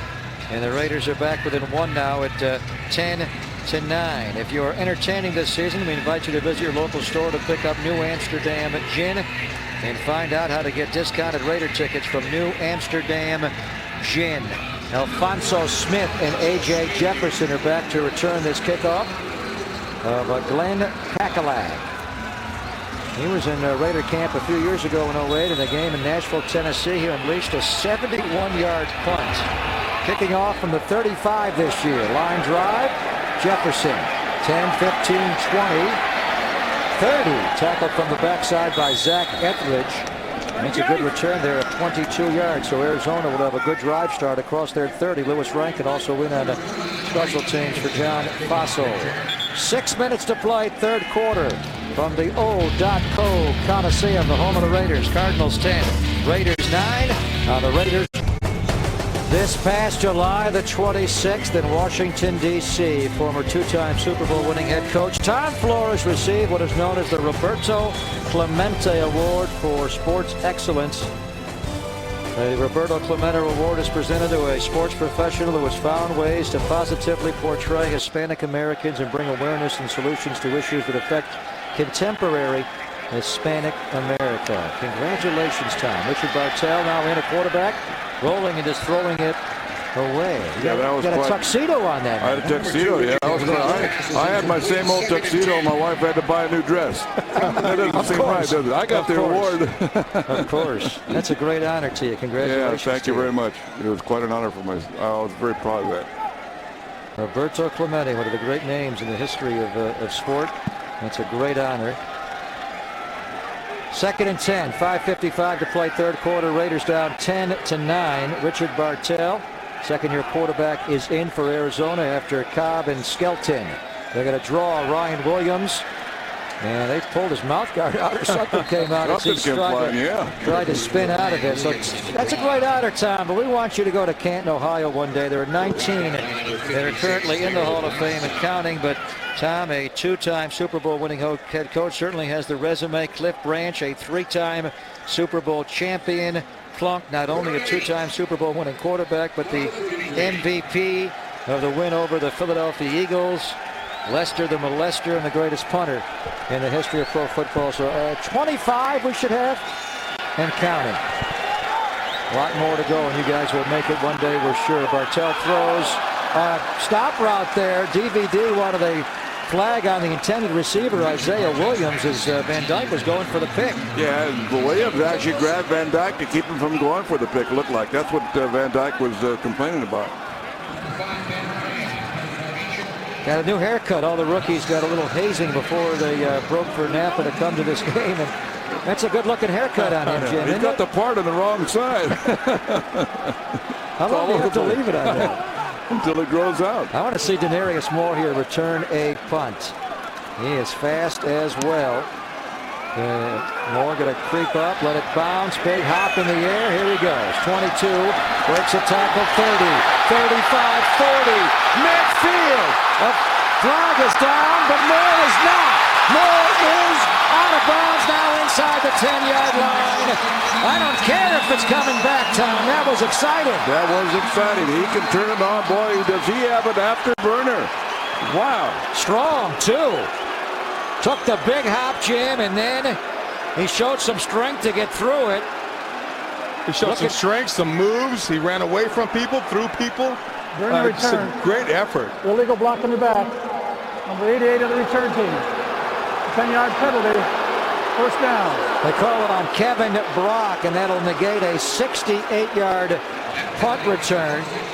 But you see a glimpse of what we're all seeing, not just as a smooth route runner, but this guy ran a 4.37 and is a pro day. Wow, he showed it there, man. He certainly got a good instincts, is what I was very impressed with. Yeah, he does. I mean, he just looks. He looks a little bit more mature than the average rookie would look. Very, very smooth. So he excites. The Raiders do have a penalty, and they'll start on the 25-yard line with 5 minutes to go in the quarter. Trent Edwards going to roll out. He has Rankin right flat. Well-delivered ball. Rankin can run after he catches it. Edwards is so accurate, Jim, when he has a good pocket. He rolled out. The key there was to hit Rankin where he could catch and run. Yeah, he does. I think he's had a couple of years over 70% completions when he was at Stanford. He's just a very accurate thrower. He needs to stay healthy.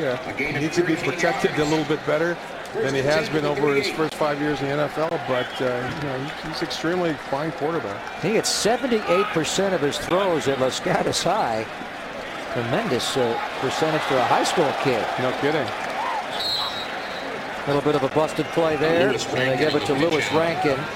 Darren McFadden not able to go tonight. We visited with Darren. He'll be good to go opening night with that fractured left orbital bone. We saw Michael Bush earlier, and Rock Cartwright, Tywan Jones, Raider draftee, also nursing a hamstring. He won't play tonight. We may see Michael Bennett later on, but we get a nice look here at Lewis Rankin. Whenever we see this guy, Tom, in August, he looks great. Yeah, he's had good training camps, good preseason games. He's a good, solid running back, but the Raiders have a pretty good array of running backs. Play action to Rankin. Edwards throws, and a little bit off the fingertips there of Chad Jackson. And it's incomplete. Jackson, a very high draft pick to the New England Patriots a few years ago. Bill Belichick actually traded up to get him off the Florida campus, and the Raiders were able to pick him up just recently in camp. I tell you, the running back situation, the receiver situation for these Raiders is outstanding. A lot of depth, a lot of speed, a lot of quality. 3rd down and 9 for Trent Edwards on the Raider 39-yard line. Out of a shotgun, looks right, comes back left screen to Rankin. Cuts back inside, will not get the first down. He goes down to the 45-yard line, and that'll bring on a Glenn Pakalak punt. Rankin has played in the NFL in regular season games for the Raiders as a kick returner, and a couple of years ago he also played with Seattle. So here's Pakalak, very strong leg. We noted that he had a 71-yarder when he was a Raider in a preseason game in Nashville, Tennessee back in 08. And it was not one of those that went 40 and rolled 31 yards. It was 71 in the air. Strong leg, and he hits it right. Got a little pressure, fluttering ball here. Andre Roberts. And he was turned inside. He fumbled the ball, and the Raiders have it. Kevin Brock, who negated the more. No, Arizona's got it back, they're saying. Is that right? Let's take a look at that. Kevin Brock was able to get in there and help knock it out. And they are going to give it back to Arizona. Let's see how this play ends. Watch Brock punch this ball out right. Well, it was not Brock who got it. It was Jauju. Ronnie Jauju. That's a fumble, guys. Why are they not giving the ball to the Raiders? Go review this. The Raiders recovered the fumble. Kondo got it. Ronnie Jauju knocked it out. His knee. It's out first, right? Challenge flag is on the field. It looks like that. It looks on the first look on the replay like it was coming out on the way down before his knee hit the ground. Did they throw the flag? They're going to throw it. He's not throwing it yet. Holding. Number 45 of the return team. 10-yard penalty. First down. Challenge flag comes out. Arizona also held on the play, but that's not the real issue here. Let's take a few more looks, Jim. Does the ball come out before his knee touches clearly? I can't see from that angle. Yes. It's popping out, isn't it? Yeah, it's coming out. His knees were This it looked like they were held up by one of the defenders. View. Oakland is challenged a ruling on the field if the runner was down by contact. Yeah. It's out right there. Certainly is. Yeah. That'll be a fumble. The Raiders will recover. Bonnie Jaju was able to pull that out. Young rookie free agent linebacker from Penn State. And it was John Kondo, that long snapper. He's such a great long snapper, but he also is very quick to get down on the punt coverage team, and he was able to recover that. So Ron Winter, the veteran official, he's been around as a league official for now 17 years and a referee for 14 years, will go under the hood. We'd like to go in there with him, but they're not going to let us. He gets to vote in privacy. JT's down there. Maybe he could sidle up next to him and see what he thinks. So the Raiders, I think, are preparing to go on offense here. They're going to get the ball if this stands, and you would think it would, in a great position. Of course, the hold won't be applied here. The Raiders will decline that and take the football. Where, about the 20-yard line? Around the 20-yard line, yeah. John Condon doesn't get enough credit for being on that when he punts, when they're on the punt team. I mean, he's always one of the first guys down there making plays. I mean, he's quite an athlete. He was a Pro Bowler a couple of years ago as a long snapper. George Atkinson, what do you got for us field level? I got Tommy Kelly with me down here, Greg. And Tommy, this year's defense seems to be a little more active than last year. Talk about the difference between the defense this year and last year. Well, we finished kind of strong last year, so, we didn't want to build out that. And coach was really stressing, building a bully and just putting our presence on everybody every time we step out on the field. Greg? Hey, Tommy, you've had some good years as a Raider, but I thought you had your best season in the NFL last year. Looking back on it, watching the film, was that the best we've seen of you so far? Yeah, but I'm just trying to build on it. I don't want that to be my only year. I just want to keep going to take my game to the next level. What are the guys saying on the sideline? You guys have the ball here inside the 20? It looked like it was out. I would expect it to be. We're going to take another look here as Bonnie Jaju will get in and rip it out.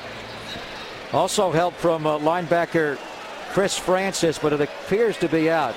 Tommy, thanks for your time, man. Here's Ron Winter, our referee.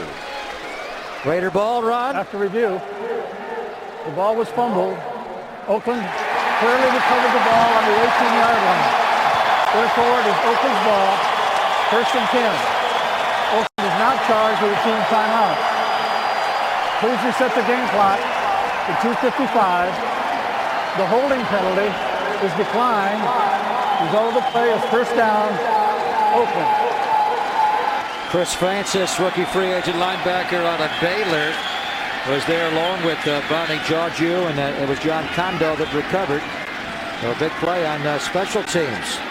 And now the Raiders will try to get in the end zone. They've been down here before, Jim, inside the red zone. They've had to settle for 3 Janikowski field goals. Raiders they like field goals, but they like touchdowns way more. Now's the perfect time for a play-action pass, but that's just my thinking. You're right. You Stanford guys. Edwards, end zone. It is caught! Touchdown, Raiders! David Osbury! What a throw by Edwards right over the top, and Osbury, the converted USC wide receiver to tight end Tom, ran a great route, and he got both toes in bounds. What a play. He did a marvelous job at catching the ball, concentrated, and then put his toes inside the end line for the touchdown. A beautiful throw, outstanding catch, and body control just to make sure you're in bounds. 1, drag, 2. Touchdown. Perfectly executed. And he did not have the clenched fist salute. They're going to challenge here and take a look at it. Now the extra point will be coming here. Arizona may want to look at that just to make sure, but he got in.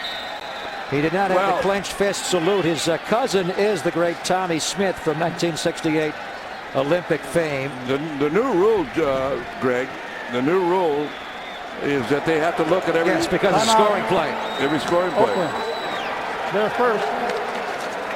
A 30-second timeout. Yeah, the officials, one of the new rules in the NFL, all scoring plays have to be reviewed, whether Whisenhead calls for it or not. So this will be reviewed by Ron Winter. The Raiders have called timeout because what they're going to do now, I would think, is go for 2. It's a 15-10 game. You go for 2 to go up 17-10. So I think they will do that, but I think it's pretty clear. That's the right foot's down. He's dragging the left toes. He's in. He dragged that foot earlier. He knew what he was doing. That was from the get-go. That was not as close as it looked from here. I guess they reviewed it. You have to review all scoring plays on a play like that. I guess they reviewed it and it's in. So they are going to go for 2 here. Edwards under center. Lewis Rankin the lone back. Bodiford in motion. Looks right. Pressure. And he's going to get sacked. Had nowhere to go that time as he was run down by the safety who came in there, Hamza Abdullah, who yesterday was dining at the White House with the president, celebrating the end of Ramadan. He and his brother were invited. He had a busy day. Flew to Washington Wednesday, ate at the White House in a big dinner, and then came back to Oakland actually today. So he gets the sack on Trent Edwards. What a great throw by Trent Edwards and a very interesting catch there by an interesting player. That is David Osbury, who was a Raider draft pick this year, a round 7 pick, 4 years at the University of Southern California, Jim, where he played some wide receiver. He was switched from wide receiver to tight end before his senior year, and he's an interesting athlete. The Raiders are going to play tight end. Yeah, they really like him. They like his athletic ability. They like his ability to block, actually. And, he came up actually at training camp and introduced himself to me. And I'd heard that he was related to Tommy Smith. And I knew Tommy Smith both in college. And I saw Tommy Smith a couple of years ago when he was being honored at a function. A great lineage there. Oh, yeah. Tommy Smith and John Carlos from the 1968 Mexico City Olympics. Well, Lee Evans I played against in high school. Not Lee Evans, the Buffalo Bills wide receiver. No, the Lee Evans, the Olympic sprinter. Here's A.J. Jefferson breaking 1 tackle and then stubbornly going out across the 25-yard line. David Osbury, a touchdown maker, in on the tackle on special teams. And the reason why I threw in Lee Evans, because Lee Evans, Tommy Smith, John Carlos were all running to San Jose State at the time I was in college. I was referring to Lee Evans of the Buffalo Bills, who was rumored to be traded by Buddy Nix, the Bills GM in Arizona, maybe in play to get him. 1st and 10 for the Cardinals. Raiders have the lead back at 15-10. 3 Janikowski field goals, a touchdown by Osbury, and a failed 2-point attempt. Here's a wide run by Alphonso Smith, rookie running back out of Kentucky, and a flag came in afterwards. Yeah, the late hit out of bounds, dragging him down. Way out of bounds by Sam Williams, I believe. He'll tack on 15 yards to Smith's run. Shouldn't happen to a veteran. Here's Ron Winter again. What do you got, Ron? Good ball, personal foul, number 54 defense, 15-yard penalty, and a 1st down. Sam Williams is a veteran. He's been around the Raiders for a long time now, out of Clayton Valley High School and Fresno State, preparing, hoping to make the team for a 9th year. Good special teams player. 1st and 10 for Arizona on their 48-yard line. Arizona in their traveling white with the red piping around the shoulder down the pant leg, and the Raiders back to Oakland, the O.co Coliseum. We're in their black jerseys. Play action. Richard Bartell, the quarterback. A lot of time, too much time. Deep ball, and it is caught inside the Raider 15-yard line. Jerome Boyd gives up the deep one down the field there. That is DeMarco Sampson with a 38-yard catch. Sampson has had a very strong training camp up at Flagstaff, around 7 pick out of San Diego State, and he's got some size as well, Tom, at 6'2". Yeah, he did a nice corner route. The ball was thrown up high, and he had good body position, and he kept that position on Jerome Boyd all the way. Led by Larry Fitzgerald. This is almost a San Diego Charger type wide receiving corps with all the size they have. 1st and 10 at Cardinals on the Raider 11. Handoff, Alphonso Smith inside the 10, and then Sam Williams and others push him back. That is an angry Tommy Hill, first-year defensive lineman out of Colorado State, who made the hit along with Sam Williams. As we count you down to the end of the third quarter, Raiders led 6-0 when the starters were in the game. Arizona scored late with the subs in to end the half to go up 7-6, then 10-6, and now the Raiders on the Osbury touchdown catch take the lead back at 15-10. Second down and 7 from the Raider 8. Bartell looking right, now middle, now throws middle through the hands and incomplete. He had a receiver inside the 5-yard line. It was Alfonso Smith, the back out of the backfield, and right through his hands.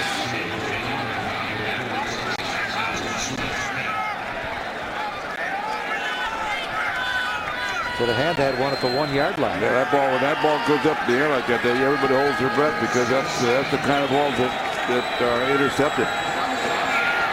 So on 3rd and 7 from the 8. DeMarco Sampson is in, Isaiah Williams, Chancey Stuckey, 3 wide receivers, along with a very fast tight end, and Rob Hausler. Bartell throws, caught, goal line, touchdown Arizona. It is Rob Hausler, the guy I was talking about. He is a tight end who ran a 4.46 at the combine, a round 3 pick out of Florida Atlantic. He found his spot, settled down, Tom, and he gives the Cardinals the lead back. Well, they just flooded the area and ran that little bunch formation, and then they all went down in their areas. He just hooked up at about the 2-yard line, and the coverage was very loose. It was a zone coverage, so he had plenty of room to maneuver. He's 250 pounds, and he ran a 4.46 at tight end. Athletes are getting incredibly fast. Feely makes the point after, and the Cardinals have the lead back with 44 seconds to go in the third quarter. Arizona goes up 17-15.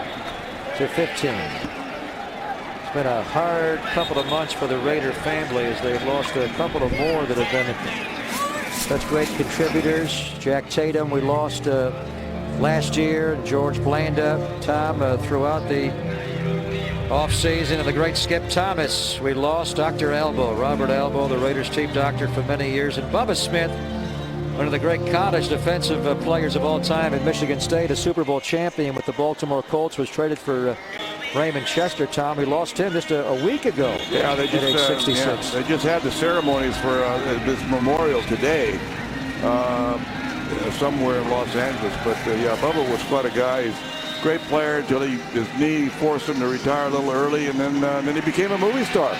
He did. Yeah, Police Academy films. Hey, George, Jack Tatum last year, and now you lose Bubba you played with, and also the other member of the Soul Patrol, Skip Thomas. Yeah, you know, great losses, man. When you talk about guys like Bubba Smith, I grew up with him, basically. We knew each other in high school, practically, and you know, I've been knowing Bubba Smith for a lot of years. Today was his memorial, and I couldn't get there, but great loss, man, that it's just hard. It chokes me up when I think about it, because these are guys who were guys I played ball with, and I knew not only as football players but as persons, and people that I talked to quite a bit when I need to talk to someone, and you know, there are losses that I'll be with me for a long time. Thank you, George. Ron Winter threw a flag. Illegal wedge block on the return. After this is to the goal. First down. Yeah, Ron Winter threw that flag himself. The referee, what he is calling is that you cannot have a 3-man wedge. You are allowed, and this dates back to even last year, Tom, where you could have a 2-man wedge. Before anybody got blocked or anything, he threw a flag because he saw 3 Raiders too close to each other. Yeah, he's the only guy, really the only official on the field that can actually see that up close, because it's happening right in front of him. He's the one that's behind the ball, the ball receiver. But I don't understand.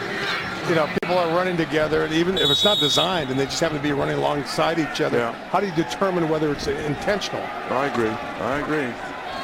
Michael Bennett now is in at running back, Jim, with 36 seconds to go in the third quarter. Raiders trailing Arizona 17-15. Botiford goes in long motion. And a handoff from Edwards to Michael Bennett. Michael Bennett, a Pro Bowl player with the Vikings, able to skirt a couple of tackles and pick up about 9. Michael Bennett, a very good special teams player with the Raiders, and we want you to be a part of the Raider Nation this year. After a great year last year, winning all 6 in the AFC West, the Raiders want to win the division outright. 1-800-RAIDERS, Raiders.com. Raiders have a tremendous schedule. Of course, the AFC West usuals with the AFC East, Jets and Patriots coming in, and also the NFC North. The Bears will be here as well. We'll start the fourth quarter with the Raiders facing a 2nd and 1 and down 17 to 15. We're back to football, back to the Coliseum on the Raiders Broadcasting Network.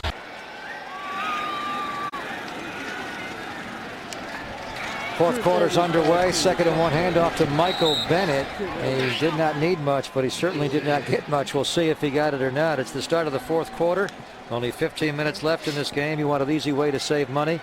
I've got an easy answer. You could save hundreds by calling 1-800-947-AUTO or go to geico.com. He actually lost a yard there.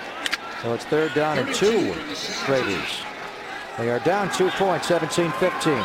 Tong to the fullback, offset right ahead of Michael Bennett. Handoff up the middle, 1st down Bennett. Into the secondary and more. All the way out to the 29-yard line. 1st down Raiders.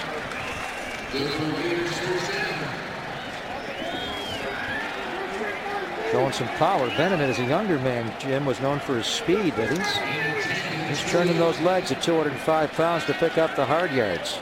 Yeah, he certainly is. You know, he's not a young man anymore as far as running backs go, but he's certainly been impressive both last year and right now. He was a Pro Bowler his 2nd year in the league in Minnesota, ran for almost 1,300 yards. Nice little side move there to avoid the would-be tackler coach in the backfield. Comes straight ahead for 5 more. Well, he has a good feel for running with the ball. You know, in other words, he knows when to accelerate and when to decelerate. That time, there wasn't a clean hole for him, so he just bided his time until the hole opened up a little bit more and slid to the left a little bit and then took the rest of the yardage.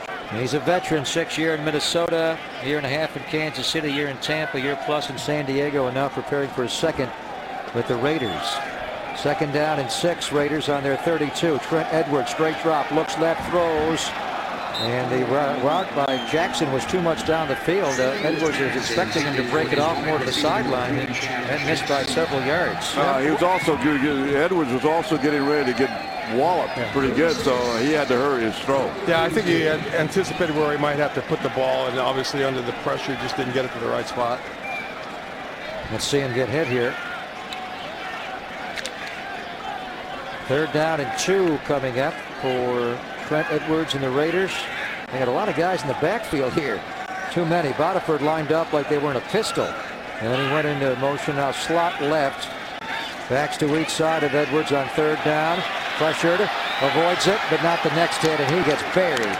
Back on the 26-yard line. He got picked up and planted. And the Raiders will punt the football away. Brandon Sharp, rookie linebacker out of Texas Tech, on the sack of Edwards. At that time, they got to him with only a 4-man rush. Should have had a little bit better protection, 5-on-4 blocking, but this wasn't the case. Marche Green, a rookie out of Ole Miss, a defensive back. He was a very impressive kick and punt returner at Ole Miss in college. Took back 3 punts for touchdowns in his college career. Pakalak, the left-footed punter, end over end. And room to go, 40. Down the sideline, Francis will knock him out. A flag comes down back at the 36-yard line. Reggie Walker may have had the block in the back, which will negate the 44-yard punt, 25-yard return part by Marche Green. You know, early in the game, we saw very few penalties. Ready to return. Illegal block in the back. Number 56 of the return team. 10-yard penalty. 1st down. And with all these younger players, you're seeing a lot more penalties, obviously, especially in the kicking game. Yeah, with the veterans, they were pretty more disciplined. These young kids are all over the place. 12.5 to play. Arizona 17, Raiders 15 on the Raiders broadcast. Tom Flores and Jim Plunkett up in the booth. George Atkinson and JT the Brick on the field level. 12:37 to play in this first preseason game. Arizona on top of the Raiders 17-15. Richard Bartell third-string quarterback for the Cardinals after Cobb and Skelton will start this drive from their 31-yard line. Play action. Martell plenty of time. Throw, and that is caught for a first down by Isaiah Williams as we head downstairs to JT. Thank you, Greg. I'm with quarterback Jason Campbell. You already had young receivers last year when you came in, and they're loading up again. You got to love all these weapons.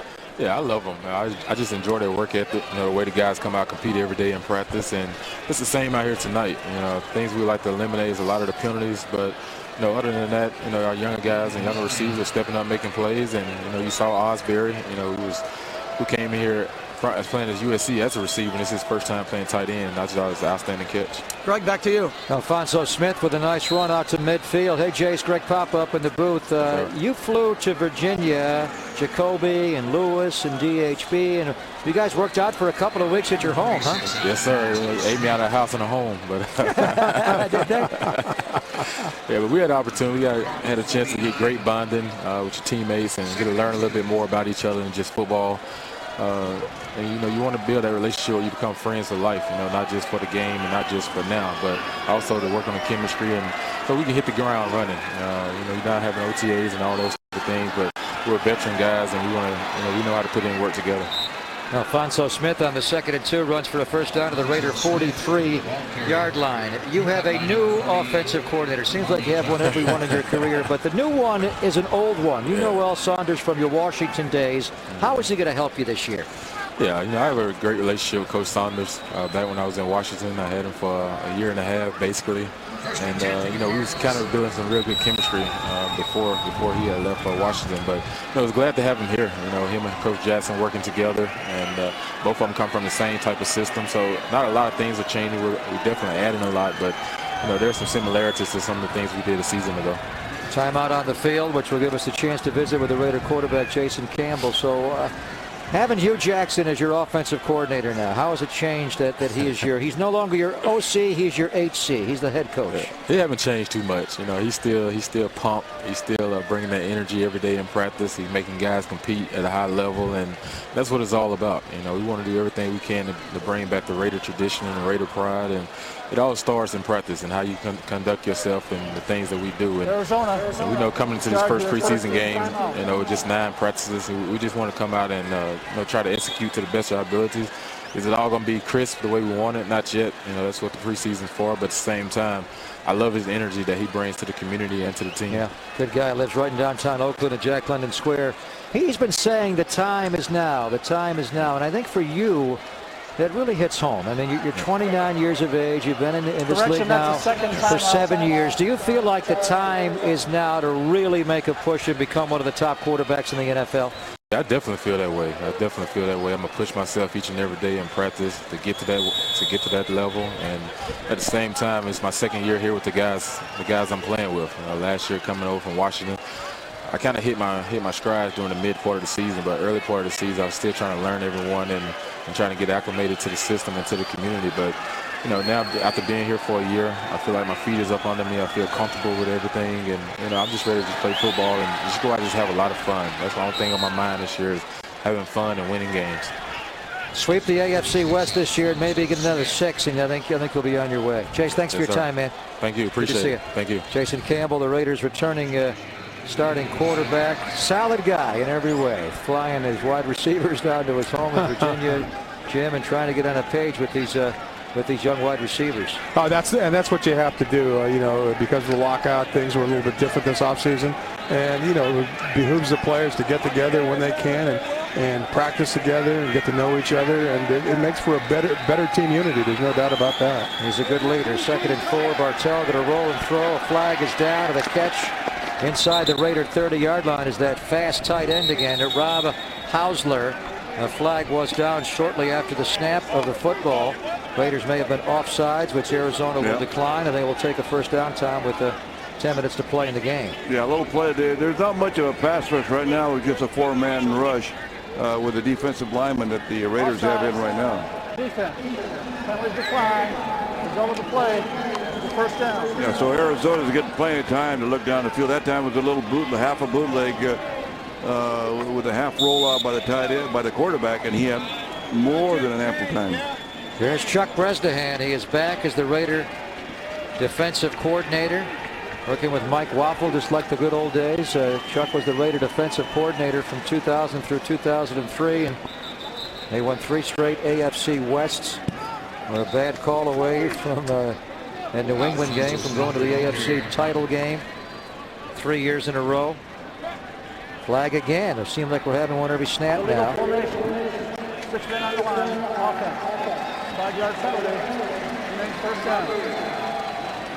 It's going to be a little bit raggedy, Coach, to begin the year, huh? Without having the normal off season. Well, this the first game is the fourth quarter of the first game is usually a little raggedy anyway, because that's when you have all the other guys playing. By others, I mean all the young free agent rookies and the rookies, your third string guys or more. And this year there's even more because there's 90 guys on the squad.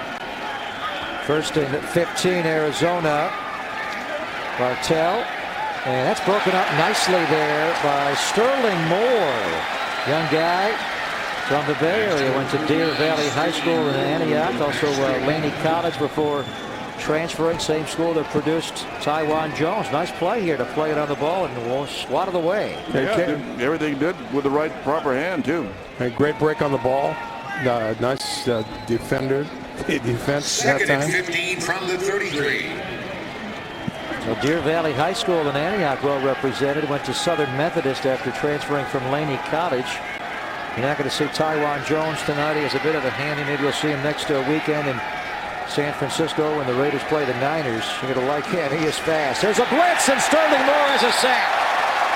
Nobody saw him from the blind side. He comes in unblocked. You know, I was wondering when they were going to come with a blitz of some sort. And that time Sterling Moore comes on the blind side. Quarterback doesn't have a chance whatsoever. And but they had to do something to stop that drive of the Cardinals that time. And they changed it up a little bit enough to get that big sack. Chuck Bresnahan dialing up the corner blitz from Sterling Moore. 3rd and 22, Arizona. 8:48 and rolling to play in the game. Raiders down 17-15. Bartell out of the shotgun, a blitzing Sam Williams, a bounce incomplete. He went to Isaiah Williams, but the Raiders dialing up a linebacker blitz there. Sam Williams came, and Bartell threw a ground ball. And the Raiders will get the football back. It is only a preseason game time, but you know better than the rest of us. The Raiders like to win whenever they play. And they got a field goal away from winning this football game. Yeah, absolutely. And right now, you know, there's 8.5 minutes to go, so there's ample time to do some damage. They just have to make sure they don't shoot themselves in the foot with any kind of foolish penalty. Denarius Moore had an impressive punt return back in the 3rd quarter. Here is Ben Graham, the Thunder from down under, Aussie rules football style. And Moore did not call for a fair catch, curiously, at his 5-yard line. He took it and darted out of there. Nicely done by Moore. It's good to be young. You know? Take young those and chances. Frisky. I think he's been talking to Nick Miller. That's right. 8.5 to play. Raiders down 2 on the Raiders drive. The Raiders are back, and that means football's fabulous females are back. And attention, dance instructors and directors, register your students now to take part in the halftime performance at the Silver and Black's 2011 regular season home opener. You can find out more information if you visit Raiders.com.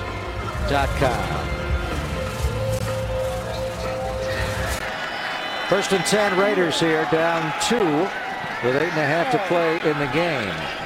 Trent Edwards to Michael Bennett, and Bennett picks up 2 or 3. Raiders will go back to Napa. They are going to have tomorrow off, and they're back on the practice field starting on Saturday time. But what's your opinion in the dramatic changing in the way they are running training camps with the new collective bargaining agreement only being allowed to have 1 daily practice? No longer can you have double days. Well, I don't particularly like it myself, but we can talk about that forever. But that's the way it's going to be for 10 years. At least through the CBA. Yeah, I just think it's too much. It's not enough. Why can't you have 2 days early in the week? There's nothing wrong with that as long as you're not out there 3 hours each time and hitting all the time. But You've got to have the repetitions, and you got to get your body disciplined and tough and endurance to be able to handle the endurance that's necessary. Can't do it by just walking around. 3rd down and 6. Trent Edwards goes in the shotgun, a slot formation to the left. With Bodiford and Hagan, and Jackson goes right. Quick one over the middle, and a catch made there by Kevin Brock. Nice throw by Trent Edwards, Jim, as he fitted that one in beautifully to Brock. He certainly did. He read the defense correctly, went to the man that was running up the seam. It came with a blitz, and he was able to get rid of it quickly and on target. Right off the line, you could see Brock turn inside and look for the ball. Right. Yeah, that's great communication between Brock and the quarterback, because that's where the linebacker came from, and that's where the void was in the defensive pass coverage. Brock, an impressive looking guy. Dallas Cowboys had him last training camp. Big guy, tight end. Raiders have some good tight ends, Boston, Myers, and Brock, and the 2 young guys, Gordon and Osbury. Edwards can run a while. Will veer to his right, pick up a 1st down, and then glide out of bounds. Beautifully done by Trent Edwards. 6:26 to play in the game, and he's trying to lead the Raiders on a game-winning field goal or touchdown drive. Just Trent Edwards, Kyle Bowler, battling for that number 2 spot behind Jason Campbell, and they all want to go out there and impress. And whatever it takes to do that, that's what you've got to wind up doing. Showed a little speed there, Trent Edwards. All Stanford quarterbacks can run. I was just thinking that. Andrew Luck, Jim Plunkett, Trent Edwards. 1st and 10. There's a toss play to Michael Bennett. And Bennett picks up 2 out to around the 43-yard line. Glenn Pakalak handled the kickoffs in the 2nd half, but Janikowski is going to handle all the placements. So if this does come down to a field goal to win the game, it will be Sebastian who will try it. He should have been a Pro Bowler last year. He's had some good years in the NFL, but last year was by far his best season, a Raider franchise record with 142 points. Made some long field goals, 29 touchbacks on the year. What a year. Play action. Edwards going to roll to his right. Looks downfield, rolling, throwing. Catch. Brock, the big tight end. Should have a Raider 1st down to the Cardinal 49-yard line. Edwards is good, Jim, when he gets outside of the pocket. I thought he showed good patience. He was looking down the field for the longer pass, the intermediate pass. Nothing came into his view, but he found Brock underneath for a 1st down and keep the ball rolling. But good patience on Trent Edwards' part that time. And he just got here. Last weekend he was barely on the practice field. He's played well, 9 of 13 for 132 yards tonight. All in the 2nd half. Bennett up the middle inside the Cardinal 45, and he pushes down to around the 43-yard line. But as I mentioned before, Pop, he was familiar with the offense, the terminology. Before he came here, he had a couple of years of that system in Buffalo, so it was not really time-consuming to learn the offense here in Oakland. And he's a smart guy, obviously, after going to Stanford. 4:15 to play. Raiders trying to win the game here late, down 17-15. Arizona showing maybe a safety blitz. Here they come. They give it to Bennett off the left side. Michael Bennett inside the 40. Michael Bennett get a push. He pushes that pile very close to a Raider 1st down. Boy, he is really moving some bodies here. Yeah, it's nice. They're moving the chains. Don't do anything foolish. No penalties. Keep the chains moving. You got almost a little under 4 minutes to go. Just run it down and then kick a field goal, win the game, and we'll all go home. Yeah, a couple of things you want. Sounds like a plan. Yeah, and a couple of things you want to do. You want to eat up the clock so they get the ball back and an opportunity to score. Right. But he also, need to get the points to win the ball game. Michael Bennett will take a play off. They bring in Lewis Rankin. 1st and 10 Raiders on the 39. Rankin off the left side, cuts middle, 35, breaks a tackle. Flag came down. The umpire threw it. This will likely be a hold on the Raiders. The Janikowski are already nearly in field goal range, although off the dirt it's going to be a long one, and now they're going to be pushed back with a holding violation, presumably. Here's Ron Winter. Holding. Defense. No, it's on the defense. Number 69. There we go. 5-yard penalty on a 1st down. Better yet. Jeremy Rivera, the backup defensive tackle from Maryland, is called for the defensive hold, and now the Raiders are in field goal range. Big swing there of 15 yards. The Raiders have a first down and 10 on the Arizona 27-yard line. 3.5 to play in the game. Rankin stays in. They send Derek Hagan out wide right. Chad Jackson goes wide to the left. Edwards under center. And a pre-snap penalty again. Delay a game on the Raiders. Delay game. Offense. 5-yard penalty. Remains first down. They'll be first and 15 now, back on the 32-yard line. Right now it'd be a 50-yard field goal, and on the dirt that's a ways to go. So obviously they want to get a lot closer. And knowing Hugh Jackson, Tom, he wants the end zone. Yeah, he wants the end zone. That time that was just that delay had to be on the quarterback, because he just took way too much time to get those guys shifted around. Osbury, the tight end, flips motion. He's now strong right. Toss play. Rankin fumbled the ball. It's free. It is free on the 40-yard line. Did the Raiders get it back? I think the Raiders got it back. Lewis Rankin had that ball delivered by Trent Edwards right in the hands. He may have taken his eye off the ball to catch it, and he fumbled, but he did recover it back. Right there. He just didn't look for it. Yeah, he was right about eye level. He got it back, though, to save the possession. And now Michael Bennett comes back in. Rankin is taken off the field. So a false start, a drop pitch, and the Raiders are back on the 39-yard line now. Second and 22. Run some vertical screen left, ball deflected in the interior line by Ronald Talley, defensive lineman from Delaware. Now it's getting dicey, boys. It's third and 22. No, it's getting dicey. You're right. They had the screen set up there pretty nice. Had they been able to complete the screen, there was a lot of room. There's a lot of room for Bennett down the sideline with about 2 or 3 blockers ahead of him. Third down and 22. Are you thinking first down here, Jim, or just field goal range? I think you're talking about 10 to 15-yard pickup. Edwards, they blitz. Edwards backpedaling, throws the ball in the ground. Michael Bennett was there. Now the flag came in way late. A flag came in way late. It's against the Raiders, though. It's a holding penalty, yeah. He'll decline that, right? Go fourth and 22. Offense number 88. That penalty's declined. It's a fourth down. Raiders do have 2 timeouts left. You do have the 2-minute warning coming up. Do you punt here, or do you? It's fourth and 22. Is a long way. Plus, you might go for it, depending on what you feel like doing. But back-to-back screens on long yardage situations, it's kind of difficult sometimes to pick up that kind of yardage. They're going for a field goal. Whoa, this would be a long one on the dirt. This would be 58 yards, 57 yards. They're going for a field goal here. So Sebastian Janikowski made a 57-yard in overtime going towards these north uprights to beat the Jets. Now this is in the dirt baseball infield, right where Cliff Pennington plays shortstop. Kondo will snap, Lechler will hold, Janikowski lets it fly! He made it again! Off the dirt! Janikowski from 57!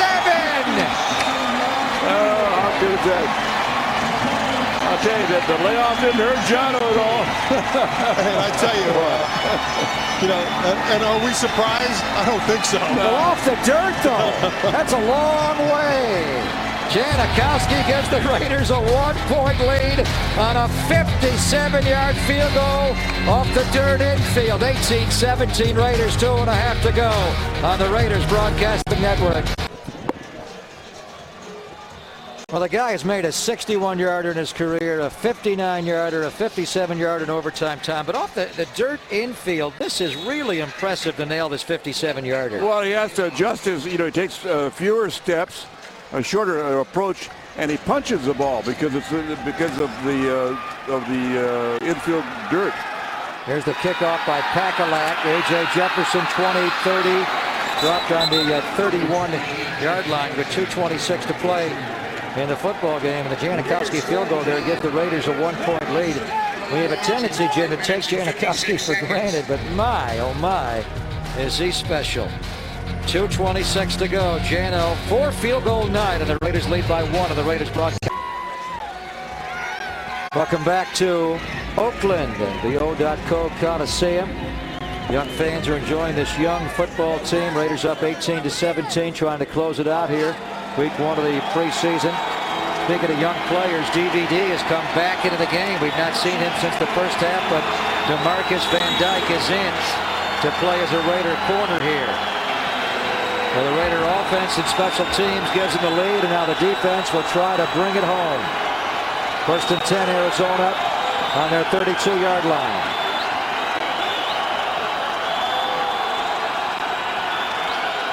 They have brought in Max Hall now to play quarterback, and that's a catch by Isaiah Williams. He kind of bobbled it, but he reeled it in before it hit the ground. Max Hall is Ken Wisenhunt's 4th quarterback tonight behind Kevin Cobb, John Skelton, Richard Bartell. Max Hall, the 2nd-year QB from BYU, is in. 1 timeout remaining. 2-minute warning approaching. They'll snap it before. First and 10. Hall looks left, throws left, catch. And up tackle is missed. And DVD will pull down the receiver, Chancey Stuckey, but inside the Raider 40-yard line as we hit the 2-minute warning. We have reached the Pennzoil 2-minute warning. Pennzoil, not just oil, Pennzoil. Raiders trying to hold on now. 1:54 to play. Raiders 18, Cardinals 17 on the Raiders Broadcasting Network. The Raiders Broadcasting Network, what a kick. We're under the 2-minute warning, a 57-yard field goal. Sebastian, take us through the kick. I was getting ready on the sideline, kicking into the net, and I'll talk to Hugh, and I know he's going to give me a long try. Greg, you've seen it before. You've called all the big ones. Here's another one. Yeah, but off the dirt, Seabass. How much more difficult is it to make that kick off the dirt versus a real piece of grass? It's better to kick it off on the grass, but the dirt is so hard, so all always worried about the plant foot. So you just got to put it hard and kick it. All right, hang on. Let's see if the Raiders can make your kick the game winner. First and 10, Arizona on the Raider 36-yard line. Max Hall, Chris Francis going to blitz. Hall throws out right, catch, and a tackle made there by Jeremy Ware on DeMarco Sampson. Arizona going to hurry up here. 2nd and 4 with 1:43 to play. They're not going to. They've got 1 timeout remaining. They don't want to use that. They don't want to spike it. Sebastian's going to leave us here. This game is coming down to the end. Hall under pressure. Avoids a sack. Will run for his life. He could have gotten out of bounds, but he cut back inside. I don't think he has the first down, Jim. He's just short, though. It'll be 3rd down and a yard. Excuse me. It certainly was a bad decision on the quarterback's part. Either throw it away or run out of bounds to stop the clock. Now, you've got to try to either get a first. You have to try and get a first down right now. But they're in field goal range here with Jay Feely, Tom, the great kicker they have. So let's see how they play this. 3rd and 2. They're going to huddle up. They're in no big hurry. Minute to play in the game. Play clock at 13. A field goal would win it for Arizona. Max Hall out of the shotgun. Chancey Stuckey goes in motion left to right. Hall back. Time. Throw. Catch. First down. 20. 15. 10. 5. Is he in? Did he step out? Apparently he did not. Touchdown Arizona. Nobody pushed him out. Isaiah Williams all the way in. It is a 28-yarder right through the middle of the Raider defense on a crossing route. Yeah, a little simple crossing route, and the defender slipped down, and there was supposed to be covered and slipped on the grass and gave him a little bit more room, but still he went right down the sideline. Big body gets in the end zone. Way too much time to throw the ball. No pass rush at all. Well, Max Hall comes right back as Janikowski makes the field goal to seemingly win the game, and now they'll go for 2 here, trying to make it a 7-point lead. Is it possible he stepped out? Well, they're going to review it anyway. No. Inbounds. Right there. Yeah, he did. He stepped out right there. He is out on the 4-yard line. This is a booth review. Yeah, it's not a challenge by the Raiders, Tom, since we're under 2 minutes to play. Clearly steps out on the apron right there. That's enough to push him out, right? Yeah, but it's going to be a moot point because they can run time off the clock, so there's no time when they kick the field goal. Yeah. Actually, if you're playing a regular season game, you'd rather get the touchdown, have a chance to kick it off and come back. But you never know. Philly could mix the kick, but that angle will not show it. The one from the backside does show it. I thought he stepped out at some point, or somebody should have pushed him out, but he did not get pushed out. Jerome Boyd will make him just step out right there. So it'll be a 1st and goal from the 4-yard line. They're going to have to add some time on the clock. Now, with your theory, Tom, as a coach, you would have rather had him score. So would you just let him score now? No, you can't do that, because Mike Holmgren did that in the Super Bowl. He did. Yeah, he did. Been tried a couple of times since then by other teams, but it's a big gamble. You would never do that as a coach, though. No, I don't think so. No. Well, so assuming he stepped out, the score is going to be 18-17. They're going to have a 1st and goal inside the Raider 4-yard line. They're going to have to add some time, not a lot. It's going to be like 40, 41 seconds to go. But it'll be 1st down, and they can kill a couple of downs. The Raiders do have 2 timeouts left, but that won't help. They're going to kick essentially an extra point to win the game. Yep, that's what it'll be. There's Hugh Jackson talking it over. Ken Wisenhunt. So as we went to his 4th-string quarterback, Jim Max Hall, and while we were celebrating Janikowski's 57-yarder, Max Hall was able to lead them right down the field impressively. Well, you've been around this game long enough, Bob, to know it's not over till it's over. Strange things happen all the time. And this is preseason. A lot of young players are in at the game at this late stage of the game, and they make mistakes, or they're not on top of it. They're young. They're going to make mistakes. Now, if you're Wisenhunt, Tom, how do you play this? Do you even want to play, or do you just kind of kneel down and try to work the clock down and kick it as little time remaining in the game as possible? Well, there's 2 ways you can do it. Obviously, there's probably more than 2 ways you can do it. One is you could just, run a play, a regular play. Here's Ron Winter. Let's see how he sees it. After review, the ruling on the field stands. Oh. It is a touchdown. That's Ron. That makes us. Oh, how did he miss that? How did he miss it? I mean, that was. Wow. I don't think we missed it. No, I don't think so he see either. it? Let's take a look. What did I didn't think I saw it, but right there, this foot right there, right in the toe. You're seeing a white cleat step on a white apron. Right. So maybe he just thinks that this angle, though, Jim seems to see that he stepped out. Right.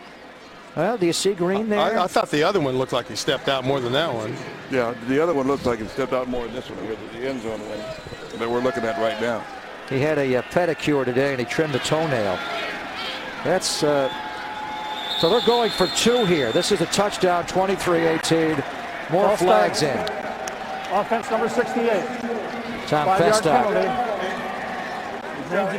Now they're going to kick it. Kick the 1-pointer. Well, that'll make it 24-18.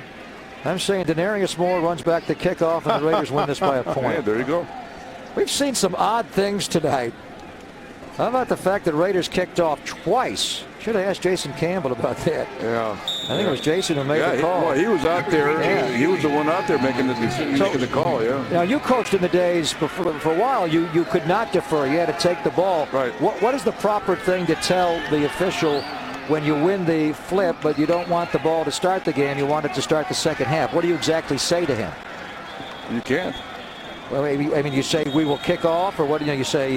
No, because it's your choice. So if you choose to kick off, we defer is the way you say it. Well, now, when I was coaching, they never had that rule before. No. You if you said we'll kick off, and in the second half they come out, it's their choice. They say we'll receive. Yeah. So right. The only thing that's changed is the defer thing. All right, so the extra point is made, and the Raiders are down 6 and not 7, so it's 24-18. Now, that's a curious one that Ron Winter, he's been an official and a referee for a long time, just did not feel as though he saw a good enough replay. Now, I'm assuming that he's seeing our replays. He may be seeing the Arizona. He is seeing our replay, just to be clear that he saw the same replay that our audience saw, and not the Arizona Cardinals broadcast crew.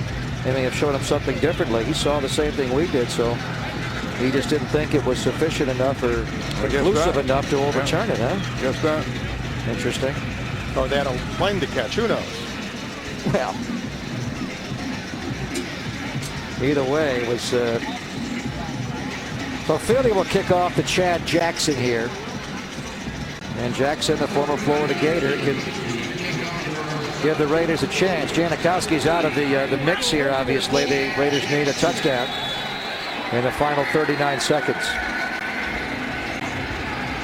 Feely will get a long start to kick off from the new 35-yard line for kickoffs again in the league. Tonga out to lead block.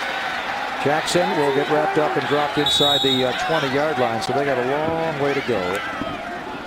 That is Jarrett Campbell in on the tackle, the younger brother of Calais Campbell, a great defensive lineman. So Edwards will bomb away here and see what can happen. Overall, Jim, what are your thoughts? I mean, you have so many ways to assess this game. When the starters were in the game for each side, the Raiders had the lead in the game when they left. They did. You know, I thought they came out and executed fairly well, moved the ball. Campbell looked sharp. Bowler looked sharp. And Edwards, you know, they all did a real fine job. It got late in the game. A lot of different players were playing. It was hard to keep any continuity or consistency going late in the game. Raiders send a trio of wide receivers out to the right. And it will be Edwards back. And he will throw to his left. And did Jackson catch that? No, he did not. Had a lot of boundary to work with, first of all, and he could not reel it in. So it's 2nd down and 10 with 29 seconds to play. Raiders go back to Napa for more training camp.